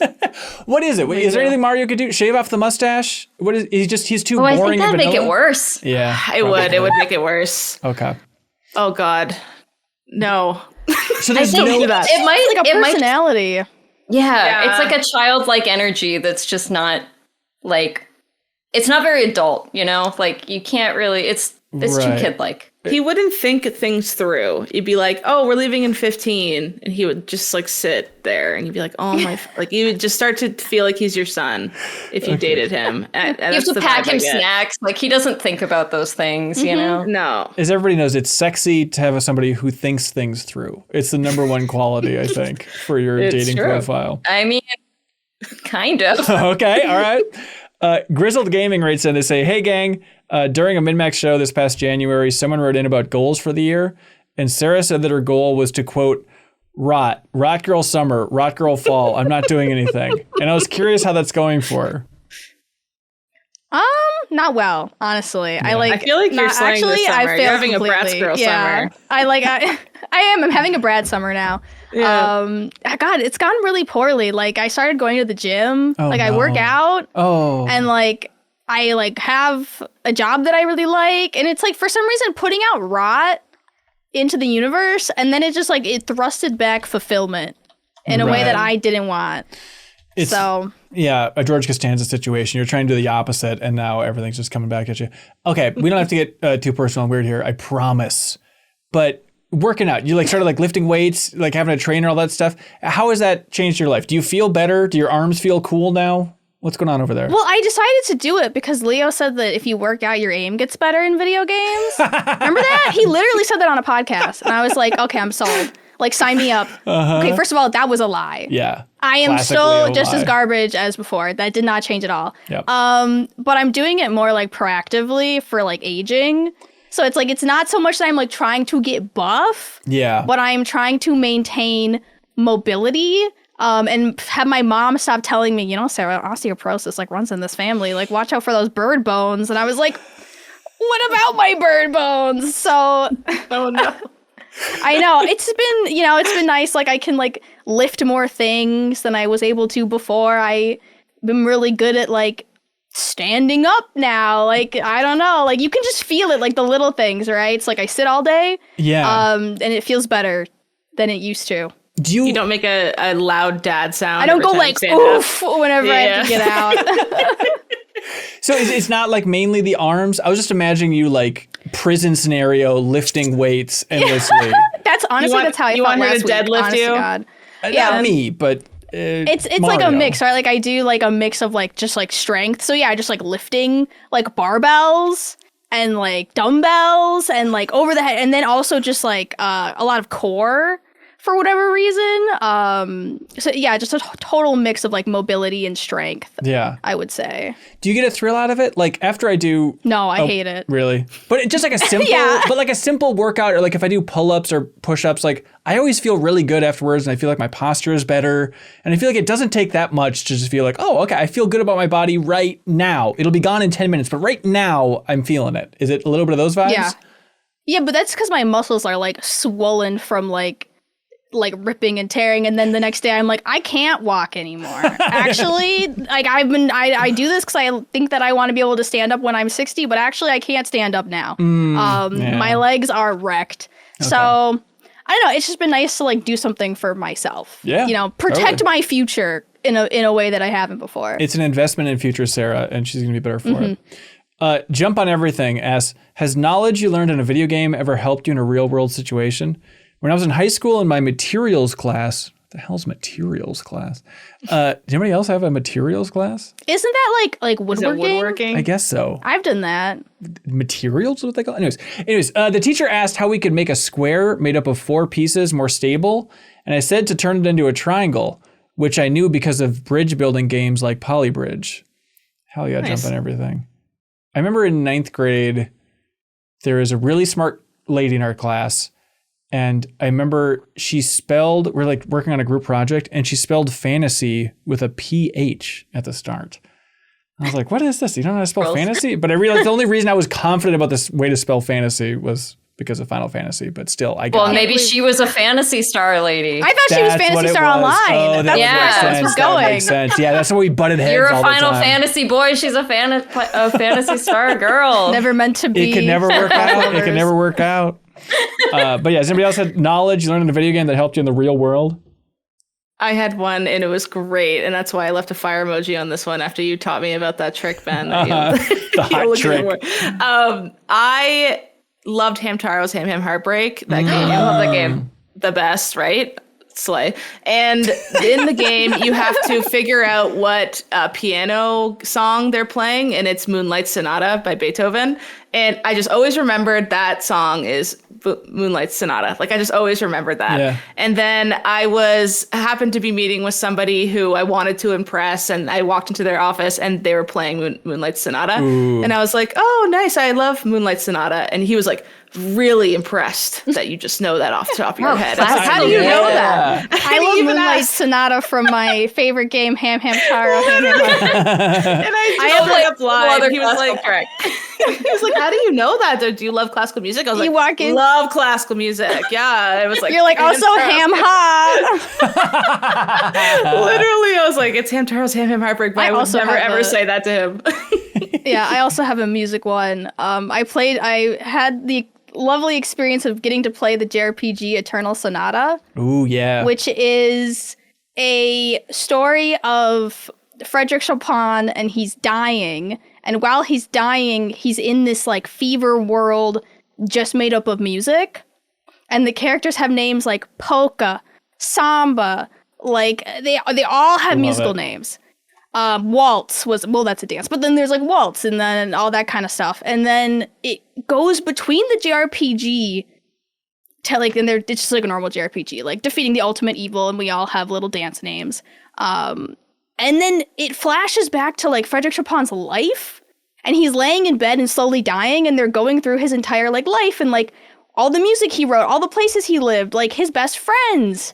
And I was like, wow, what a crazy JRPG. And then I went to my finals. I was taking a French final in high school, my senior year.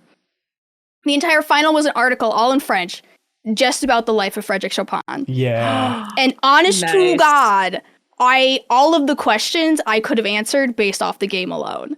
That's awesome. I don't think I read a single word in French. I just went to the questions, which were also in French, granted. But I was like, yes, I know where he lived. Yes, I know where he died. I know his songs. I know who his best friend was. Like, I didn't even have to read it. I know the best place to grind. And at the end of his life, he killed God with waltz and polka. At the end of his life, he killed God to save a little girl named Polka. Is that game good? It sounds like the greatest premise for an RPG ever. I'm so into that pitch. I did not know that was what it was about. Now I really want to play it. Am I going to be disappointed if I boot that game up by just like a boring grind fest or something? it's you know, it's like very like JRPG where it's like, aha, take that, Okay. take that, and it's like that over and over and over again. Yeah. Well, but that's actually how Chopin sounded. Like Right, that's all the right. music that he wrote. Take that, brain. You got inspired. I think you should definitely look it up and like watch some of the gameplay because it did have, I think, one of the best like fantasy locations that they were all based on like different types of music. That sounds so cool. So they were really cooking with something, and I'm just like, I don't know if we'll ever get that energy back today. I think it's up there in my mind with like Epic Mickey of like perfect pitch for a game, and then you go play and it's like, okay, it's a better as an idea. But Joe Alonzo writes in and says, hey, can Kelsey do her best impression of someone doing the Smash Brothers test on a GameCube controller and explain what it is? Oh, I should have had a GameCube controller with it. I did not understand this question. Hold on. What can I grab that will I what's can the demonstrate this on? to a GameCube controller? Haley, do you know what a Smash I have a Brothers test is? Playdate. Oh, great. How about Perfect. that? Yep. Oh, okay. Love it. Oh, wait, so she's Your camera or flailing your audio wildly. won't catch it. She's using the crank like it's never been used before. It's on fire. What? What? It's basically people just the only way I can describe it is like they want to break it. Like they want to make sure that it can't break by trying to break it as hard as they can. So like they're just like twisting and mashing and just doing the weirdest like literally just like trying to destroy this thing. Who and why? What? It's like Smash Pro players, or if someone's going to buy it? Yeah, people who are. I would say it's more Smash Pro like wannabes than it is Smash Pros. Like it's people who think that if their controller were perfect, they would like that's the missing piece. Like if I have the perfect controller, I would be like MKLeo or whatever. Like it's just not. They're like coming into the store and being like, "Let me check out that controller to see if it's Smash." I get it because like GameCube controllers, you know, it's not like Nintendo's continuing to manufacture them, except for that one brief, beautiful period when the Wii U one came out. Please do that again, Nintendo. That was so helpful. But yeah, like they get broken, they get used. Like a lot of them have new parts in them now because there's still a huge demand for them, but they wear down over time. So Right. Yeah, they're just trying to make sure that it's perfect, doesn't have like sticky buttons or stick drift or anything, but they test that by attempting to break it. So Good times. Weird scene. Poofy Doo writes in and says, hey, will the Switch 2's Animal Crossing game be a top 3 Switch 2 game? Very natural question. Will that eventual game be a top 3? I feel like yes. Is there another pandemic though? Like That's what I was thinking, Kelsey. Literally, that's why I played that game. There will be. Nintendo has its way. I think that people have started to sour on New Horizons a little bit in the way that, by the way, I did immediately. So called that, but sour out of the gate. But I think like I don't know what they're going to do next to make it meaningfully different than this. That's not just like more customizing, like more chores. And then I think that kind of just loops back around to being similar to all of the other, you know, life sim, farm sim kind of things. Like if you add too many more things, it just stops being interesting at all because a lot of them do a lot of things. Yeah. I could So, see, I don't know. I could see the next Animal Crossing game just being a port of New Leaf. Like, you know what, let's just kind of go easy. We're still going to sell probably 80% of the copies that we would have sold if we busted our asses and made a whole new Switch 2 version of this whole thing. Like, I don't know. Yeah. I think the issue too is the fan base, that particular fan base of Animal Crossing and like customizable cozy games is they're used to regular content updates. Yeah. Like a lot of the similar games in that competitive market all do regular content updates. And so you have a lot of people who are still playing it and they're like, they're not used to like this Nintendo cycle where it comes out and that's it. Yep. Like they weren't raised in that. They're not used to it. And they're just like confused. They're like, why is there nothing else? But didn't Nintendo learn how to do that with the mobile version of Animal Crossing? Like, isn't this... I mean, that would be great if they did, but they're, I mean, like Pocket Camp, I mean, people still play it. And for whatever reason, they're still supporting it. But yeah, they for some reason refuse to do it with the base game. So strange. So unless it's updated in a big way, maybe it won't be a top 3 Switch 2 game, Poofy Doo. I'm sorry. Travis and Fargo writes in, how often and under what circumstances do you honk your horn? I'll do polite, like beep beep beep, if I think they're just like they missed something, or it's like, hey, watch out. Fully checked. Do you know out. what I mean? Like a gentle like beep beep beep, like it's almost light sounding. Yep. It's got to be a little bit jokey. Yeah, I'll give a double tap if it's like clearly the light is green. This person is not moving for an aggressive period of time. But what is that period though? Because I sometimes in the moment I'm like, I'm about to honk, and then I let the time keep going. I don't actually do it. I've gotten pretty aggressive with it because I look ahead and I see like, are you looking at your phone? Like, yep. The second the light turns green, I'm gonna honk at you if I can tell you're looking at your phone. Yep, absolutely. Just stop doing that. Yeah.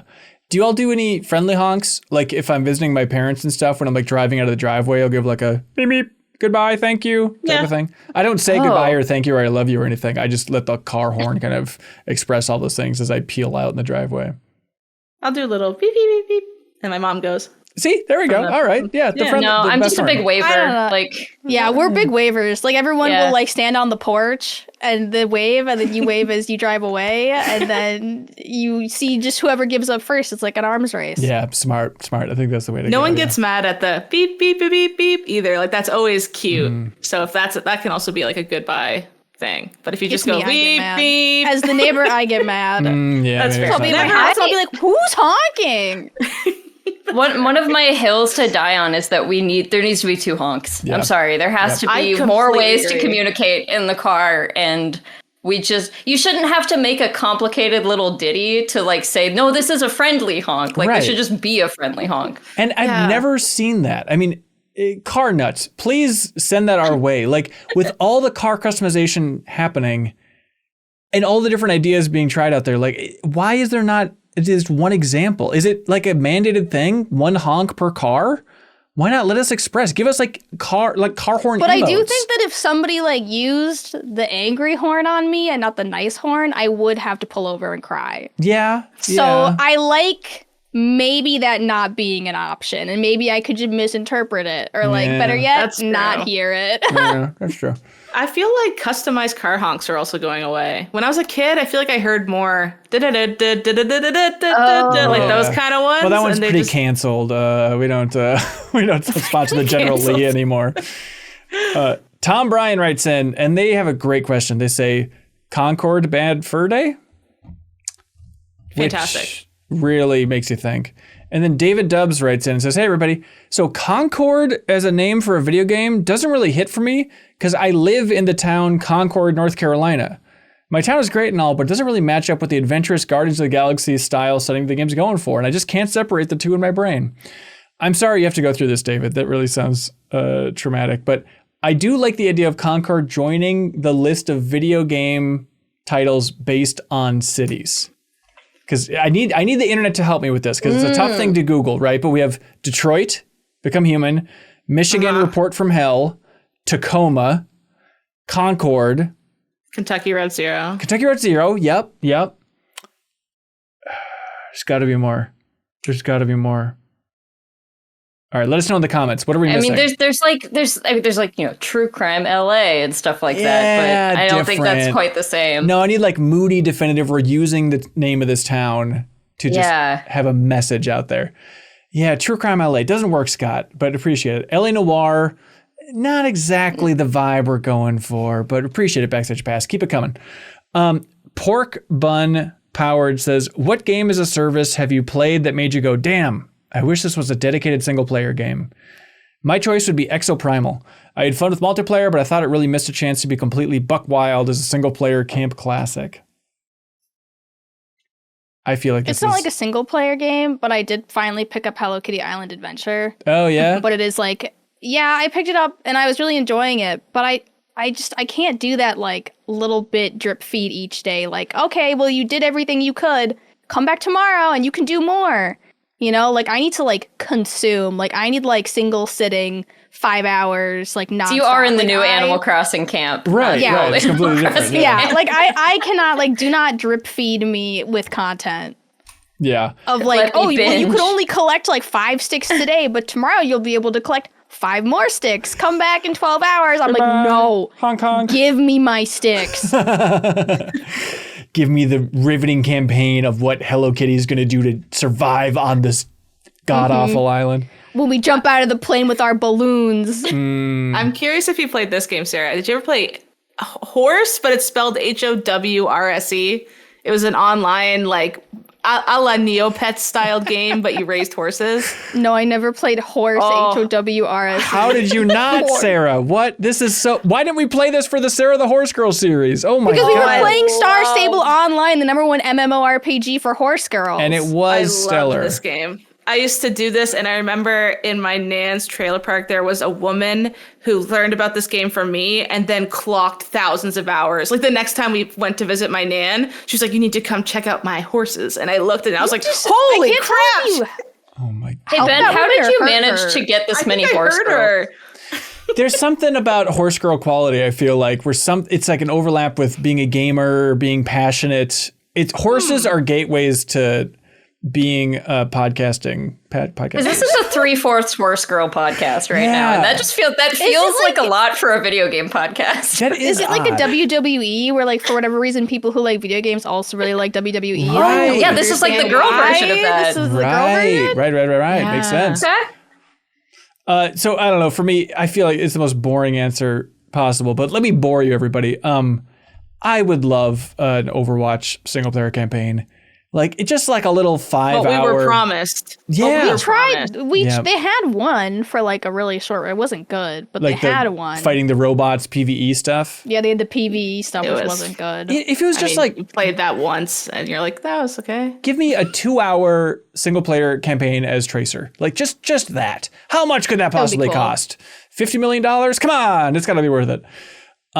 Joshua Ayers writes in, they say, what's the most surprising reference a relative has made to one of your interests, gaming or otherwise? My father got into anime recently, and I only found out when he randomly brought up the show Overlord. That's pretty cool. Both of my parents will occasionally make random Pokemon references, but I think my favorite was because I was like a Pokemon obsessed kid, so like they could not avoid learning some stuff about Pokemon because I would just like open my mouth and it would just be a fire hose of like, and then Kadabra evolves into Alakazam, and then there's Bellsprout, and then there's Weeping Bell, and like just yeah. So my favorite though is my mom started playing Pokemon Go and everyone was playing. Yeah. And she just sent me a photo of a pincer standing on her kitchen counter, and there's like some corn in the background, and she was like, I was making corn and he tried to steal my corn. I'm calling him Corn Stealer. That's amazing. And so now every time I see a pincer, I'm like, it's Corn Stealer. Aww. That's finally an identity for Pincer. He needed something. He needed some pizzazz. And stealing corn, that's a good role for him. His Scyther's so much cooler, so he needed something to elevate him. Yeah, absolutely. Did Pincer ever get an evolution or pre-evolution or anything? No. Is he still just a standalone Is it just weirdo? a mega evolution he got or something like that? Okay. He got something. Ooh, but yeah, Mega Pincer. It's not a... Yeah. Oh, whoa, he looks cool. Oh, I mean, yeah, I was going to say he looks really cool. You hate it? Yeah, it's fine. Ron writes in, this is not really a question, but more of a suggestion for bonus pod. You should do an episode talking all about Adventure Time. From the original show to the HBO spinoffs, even the comics, if anyone has read them. Love you all, and I hope you have a great day. Yeah, I read them. Jesus, Haley. I got them I think they're right down there. All right. That'd be fun. Yeah. Is anybody else super into Adventure Time in this group? I was so into it when it first came out. So okay. I've definitely fallen off, but like I think it came out when I was in like high school or something, and I was like, this is great cartoon right here. It's great. Awesome. Harrison Holt McHale says, hey, MinnMax, if you could arbitrarily... This is odd. If you could arbitrarily change one thing about how the average day operates, for example, working hours, or when you can go to the dentist, what would you change and how would you change it? When you can go to the dentist. I have two answers for this. And one is just that things in general are open later because like we get off work and then things start closing pretty quickly after that, like that's annoying. I want like more late night snacks that aren't fast food. But the other thing is just that there's like an accepted normal nap time in the middle of the day. Siesta style. Exactly. Yeah. Just everything closes real quick. Doesn't even have to be like 2 hours or whatever. It can be like 45 minutes, but just Give me a quick little power nap. Yeah, I think you could do it, right? I mean, even if you're at your shop, can't you just go in a back room and just sleep on the floor for a bit, like a comfy? Yeah, amongst all the Xboxes. I want there to be as much judgment when someone goes to bed early as when they sleep in. Because that's just as lazy. That is just as lazy. Yes. See, exactly. You're already doing it. It's just as lazy to go, I want to stop glorifying people who get up early and shaming people who stay up late. Because some of us are made for the night. What if I work till 9 and then stay up till 3 and do my fun stuff then? What's the difference? The moon? Like, who cares? You know what I mean? And everyone's like, Haley, so what if everything's closed? Last night. It's like, well, your lazy ass was in bed at like 10 and sleeping while I was hustling and working. So you're lazy too. Is 10 considered really early to go to bed? I thought you meant like 8. Or even 8. 8's super lazy. Yeah, what time are you hitting the pillow, Kelsey? I've gotten now I'm self-conscious. I don't want. Yeah, you should be. I don't want this to come across as like because I'm projecting because everyone calls me lazy. Don't worry. I've been making a conscious effort to start my days earlier and end my days earlier as well. So I try to be in bed by 10. It's probably like actually asleep probably more like 10:30 or 11, and then sometimes I mess up. But no, I'm in that exact same camp. Yeah, and I will not be shamed, Haley. Growing up, my mom told me, which this has to be a lie, that hours of sleep you get before midnight are worth double. Did she just lie? Did she just make that up? That was a lie. Come on, that's like Mom. a Balatro rule, I think. That's one of the jokers like, you get. I thought that until I got to an age where my frontal lobe came in, and I was like, that's not true. She just wanted me to go to bed, and I felt stupid. Worth double. Yeah, it was like what my brain is like, 11 o'clock, like sucking in energy. Bob Beal writes in and says, when was the last time you can remember exclaiming a gleeful wee? And then Bob says, I'll take my answer off here. When we were playing Chain together earlier, I definitely screamed "wee" a couple times. Yeah, there's so much fun to be had when you're jumping through hoops in hell. It's kind of tough to. I make a conscious effort to just like scream "yippee" a lot. I don't know. Like if I want to say it, I just say it because it makes my brain happy. I used to just be like, "That's dumb." Don't. But I'm like, I don't know. I wish we had. Does it have to be a "wee" specifically? Because I do like. Like if I'm on a roller coaster or just a jet ski or something. I was on a jet ski like a few weeks ago. And I don't think I said "wee," but I was like, ah! Yeah, it's like yelling while laughing is kind of, that's the best "wee" we got. But like, I'm really jealous of cultures that have a good exclamation like that. Like my brother-in-law is Samoan and he has "chee-hoo." And I'm so jealous. I don't know if you've heard that from like the Polynesian, like "chee-hoo." It's like, it's just a better version of "wahoo." And I wish I could use it without sounding like an asshole, but you can't take a "chee-hoo." Let's see. Republic Rabatine writes in and says, hey everybody, here's the question. They say, what's the shortest but most in-depth trip or vacation you've ever done? For example, for my own life, a few years ago, my friends and I drove from LA to Las Vegas for a Silk Sonic concert when they had a residency up there. To make it more of a trip, we got up early, left before the sun rose, and we weren't yelled at by Haley. And then we spent the day before the concert going to various spots, all of which were from Fallout New Vegas, like driving through Prim, hitting up the Hoover Dam, and going through a few of the stores on the Strip. And then after the concert, we went to the real-life Good Spring Saloon, which has a whole setup with props and stuff from the game. And by the time I woke back up the next morning, I was back in my bed. Perfect. That sounds so fun. Some of us live in the Midwest, so unfortunately, we don't get to just drive to Las Vegas. I get to drive through some farm fields. You can drive to like Duluth or something. Yeah, I went to the Dells and I rode in the ducks. Sarah, if you bash the Dells one more time, Ben, I would never, okay? Because I wanted the meetup to be in the Dells. Imagine us on a duck. Sarah. Land and sea. Next summer, I promise, we're going to the Dells. You're getting a Dell, baby. Oh yeah, I cannot wait for it. America's largest outdoor water parks or indoor water parks because it's Wisconsin and it gets cold. Hand to God, my second favorite city on planet Earth. Tokyo #1, Wisconsin Dells #2. It's the best, and I'm gonna show what? the world. Okay, I need to go like now. What? It's so good. Yeah, you know what? Let's ditch the whole Asheville, North Carolina community meetup. Let's just go to the Dells, and if you want to come, you can come, everybody. That rules. I did a day trip to Vancouver, Canada, because it's like a 3-ish hour drive. I did that like, I don't know, earlier this summer, and it was really nice. Just, we didn't even get up like particularly early. Like, we got up early-ish and drove up there, and we saw a Vancouver Canadians minor league baseball game, and went to like, there's like a bird conservatory, and I'm realizing I sound like a stereotype of myself right now. And had really good dim sum for dinner, and just did some like shopping and walking around. Nice. Saw a cool steam clock, and then drove home. It was great. Perfect. Yeah, it's fun. My family and I used to drive to Maine, like cross the border back when like that was a thing Canadians did, because our dollar was good for like 2 summers. Do you remember? You probably wouldn't have ever known about We that. don't remember when the Canadian dollar was Do you guys remember that? Do you remember Yeah, that was really cool. It was the talk of the town here. We would just come and go to all the outlet stores and then drive home. It was awesome. Wow, with your Canadian money, your superior Canadian We're like, dollars. it's only 30% less good right now. We gotta go. Come on, run to the border. Let's go buy Abercrombie and Fitch at an outlet store. So we don't have that yet. I'm so fascinated by that idea, and they still talk about it like on the 8-4 Play podcast, Sarah, of just like the yen is really strong or the yen is really weak. That's such a weird idea of like having to constantly keep that currency fluctuation in mind of like, well, now it's a terrible time to go to the States and vice versa. Like, it's so strange to think about. What is it? I do that because I do a lot of have everything. Just Should never have thought of that. Default currency.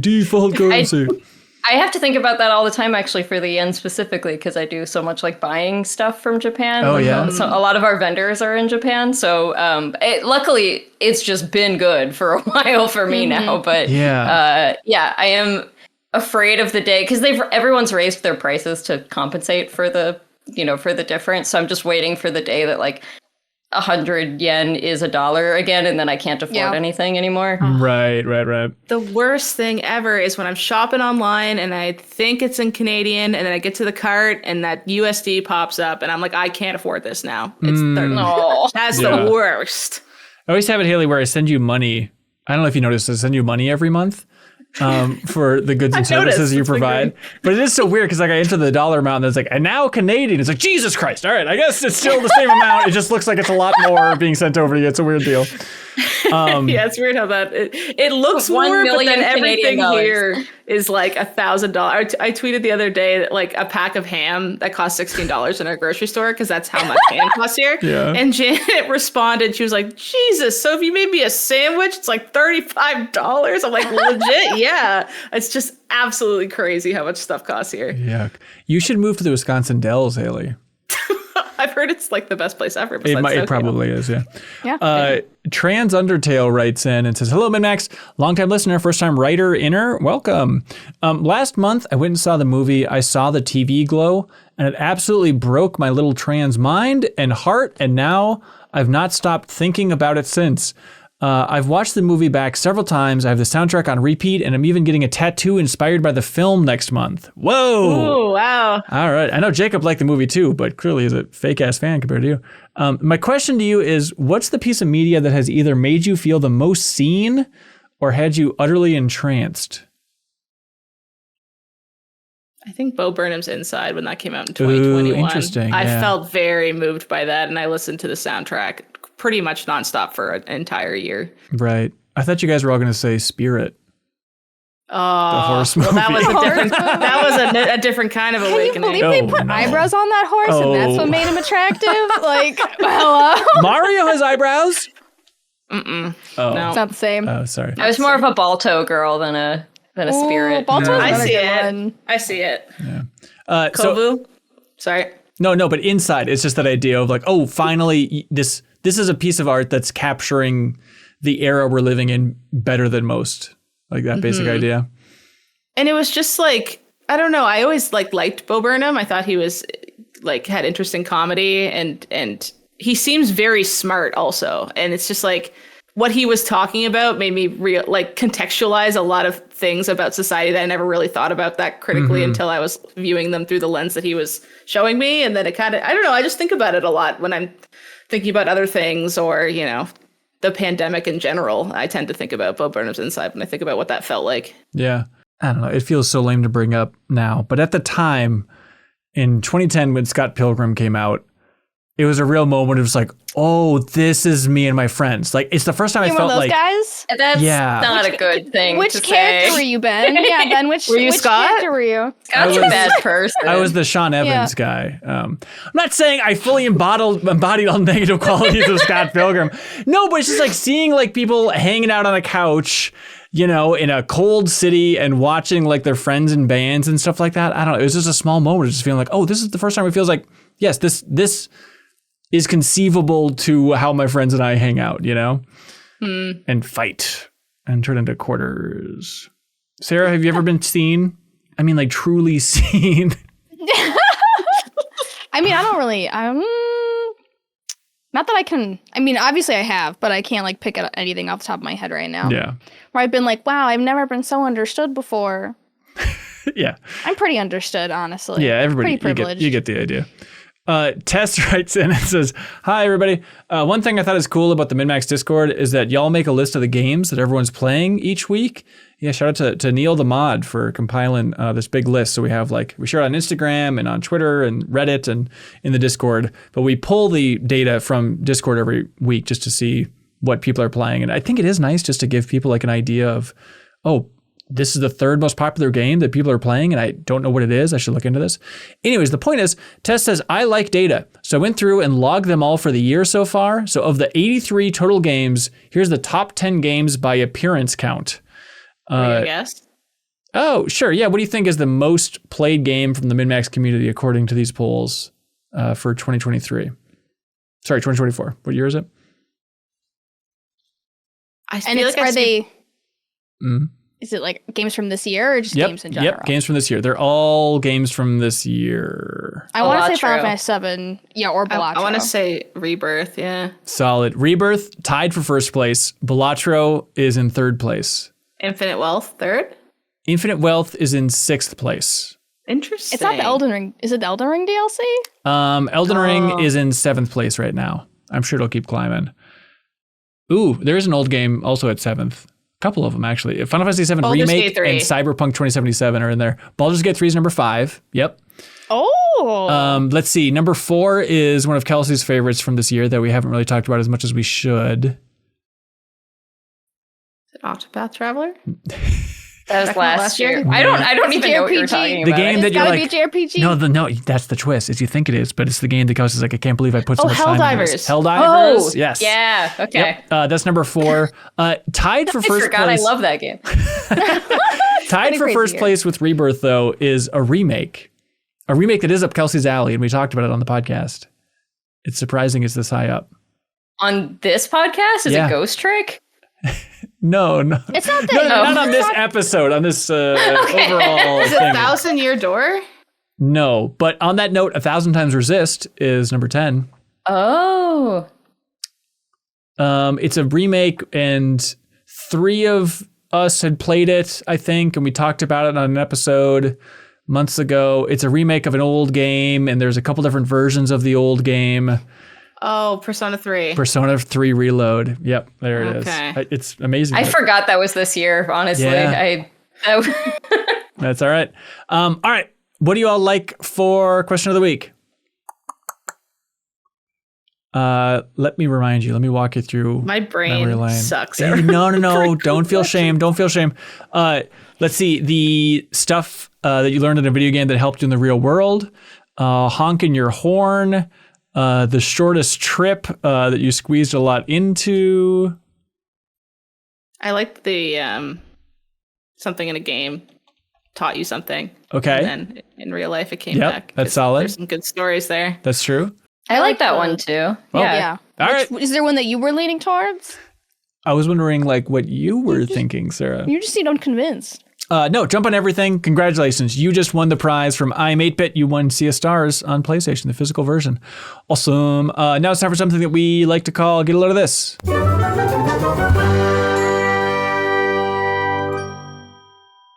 Get a load of this. I wasn't sure where this GameCube controller testing question was going to lean. But it reminded me of this, which is not relevant at all now, I've realized. But there is a really cool, very expensive controller testing suitcase thing that if you are like someone who fixes stuff or own a game store or I don't know, just a weirdo who thinks this is cool, it's called like the Retroverse Controller Tester Kit.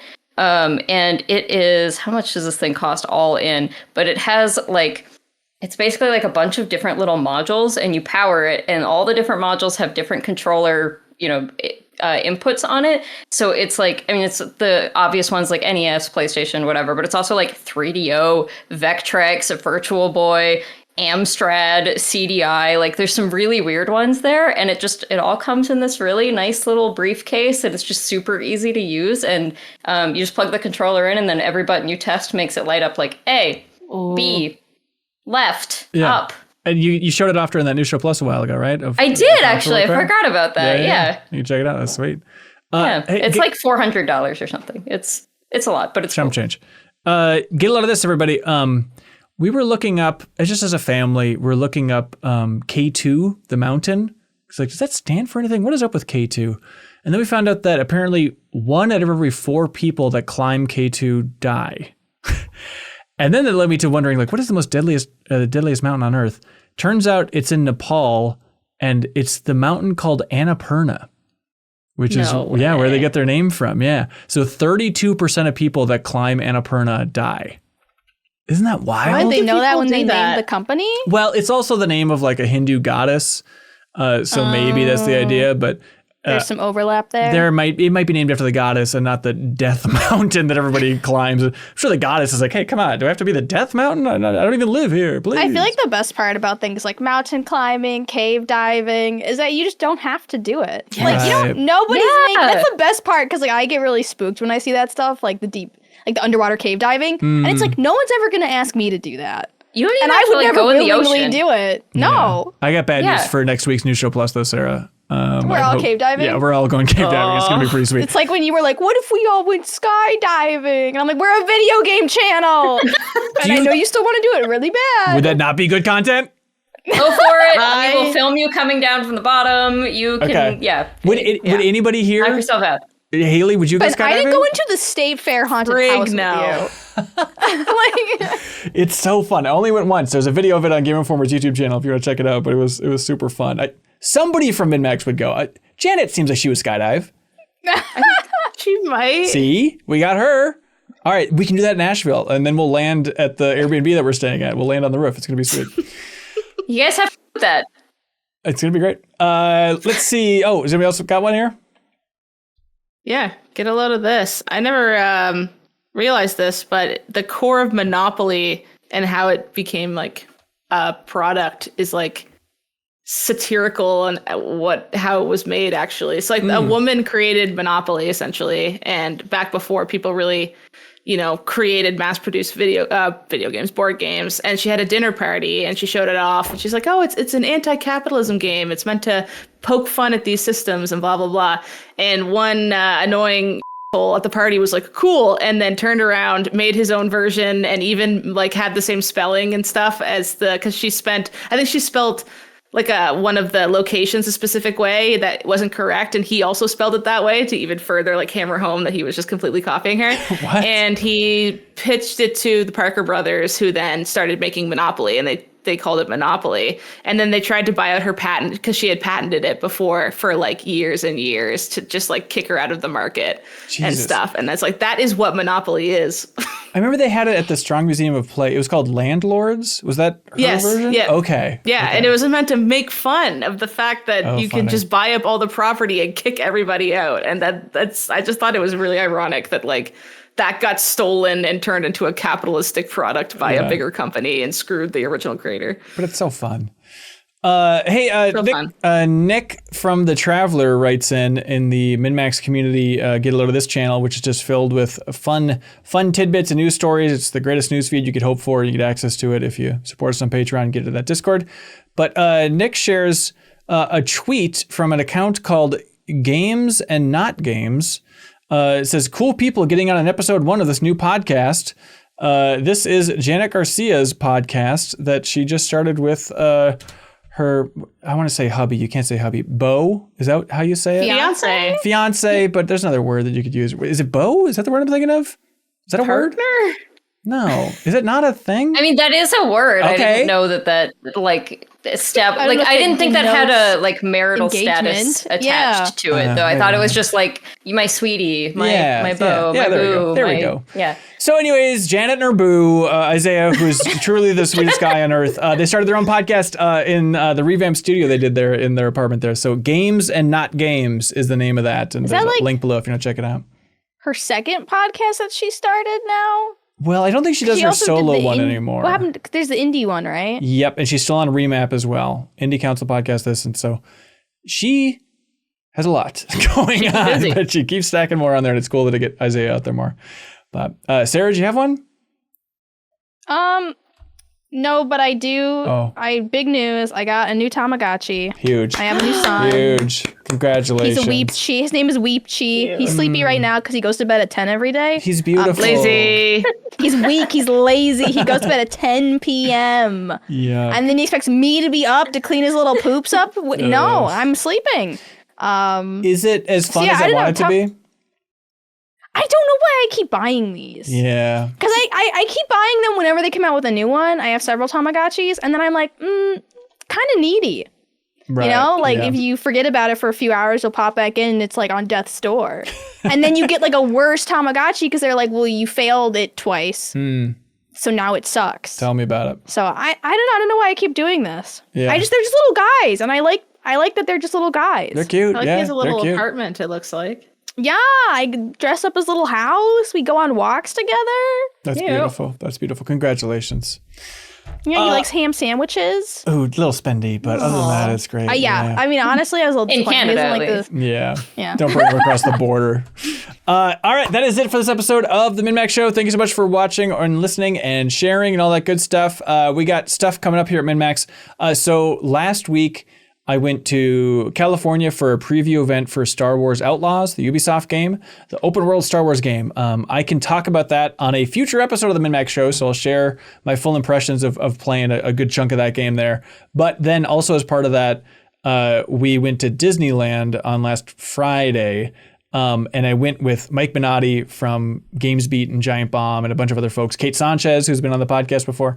And so I made a whole travelogue about my first time at Disneyland and Mike Minotti's 300th time at Disneyland because he's a wild Disney adult super fan expert. That was your first time? You really are a Minnesota boy. Thank you so much, Sarah. I'll take that as a compliment. So anyways, that travelogue should be up on Monday for folks. And so you can check that out and you can unlock the extended version, which is over 4 hours of us just riding all of the rides and a bunch of fun behind the scenes stuff if you're at the $10 tier on Patreon. So thanks to everybody for unlocking that. If you want even more Disneyland talk, which believe it or not, the Discord has some thoughts on Disneyland and reviewing these rides, but we do it on the new episode of Bonus Pod, Haley's podcast. If you're at the $5 tier on Patreon, you can unlock that bonus podcast right in your favorite podcast feed. But I was on talking all about that Disneyland trip, ranking the rides, reviewing Disneyland on a podcast like all good content creators should do at some point. Haley talked about her proclivities for weirdos and masks and how cool and attractive that is, all that good stuff. Mysterious. I don't know what to tell Mario you. just needs a mask. That's all. A bag on his head. And then talk to me. Let's see. I give like an update on the state of the MinnMax studio in that episode of Bonus Pod. And if you really want to go behind the scenes, I tell the story of an investor calling me and wanting to invest in MinnMax. And those and weird... he said yes. No, I told him to stick it. I said, hey, MinnMax.crypto.com, baby. In Dubai. We're moving. It's great. Clean money, everybody. Let's go. We're skydiving in. No, so if you want to just learn the numbers of what that's like and how that whole thing worked, it was a weird conversation, but he was very polite about it. But we go into all that good behind the scenes stuff at Bonus Pod. But I said, the conclusion was ultimately like, giving us a big lump of cash, expecting rapid growth from MinnMax sounds terrible. I don't know what that would look like. So thank you, but no thank you. Also, a reminder, the community meetup is happening Saturday, October 5th. This is the 5th anniversary big community meetup, 7 p.m. Eastern. We're going to be in Asheville, North Carolina. And specifically, we are going to be at the Zillicoa Beer Company. Zillicoa Beer Company in Asheville, North Carolina. I think technically it's in Woodfin, which is like the town right next to Asheville, but it's an outdoor brewery, plenty of open space right on a river. It seems really cool. And so if you're planning on attending, let us know over on Patreon, but you don't need to be a Patreon supporter to attend. You're welcome to bring a friend, bring loved ones, whatever. It'll be a pretty chill event, but we'll be out there at 7 p.m. On Saturday, October 5th. If you want to say hello to 7 of us are going to be flying out there for a whole weekend in Asheville. It should be fun, but that's it. Anybody else got anything they want to plug? My book is out digitally now and will be physically out in like 3 weeks. So Yay! Hell yeah. I think you can just buy it right now digitally on the Boss Fight Books website. It might be on some other digital vendors too, but yeah, it will be. I'll let you guys know when the physicals come out, but they're in print. It should be like within the next week or 2. Have you had any feedback yet congrats. from people talking about specific chapters and all that stuff? You know, so here's the thing. I am not on Twitter anymore. Right. So I think that's like where most of my following was. So I have had some people reach out and stuff, but it's kind of scattered because I'm just not on social media nearly as much. So I've gotten like a couple of emails about it, which is very sweet. A couple of like Instagram comments. Like it's a little all over the place, but yeah, the people who have read it seem to like it, and that makes me very happy. That's sweet. Eric in the Backstage Pass chat, he says, I spoke to someone in person who was raving about your book. So congratulations. Oh, And the important thing about, so happy. we'll have a link in the description if you want to check out the book. And the book is about, Kelsey? It's Animal Crossing. It's just called Animal Crossing. It's perfect. Boss Fight Books. So Awesome. Cool. Link in the description if you want to check that out and buy the physical version. Congrats, Kelsey. It must feel good. yeah, it's weird because I worked on it for too long, but it's so like that. I don't know if any of you guys have had that experience before where like you worked on it so long that like by the time it's out, you're not as excited as you should be about it. Mm-hmm. So that's kind of where I'm at. Like I'm happy it's out. I'm especially happy that it's resonating with people. But yeah, I definitely feel like I should be more excited than I am right now. No, you should feel excited. You should be sprinting around the house after you write a book. You need to feel accomplished so that you can motivate the rest of us to write a book.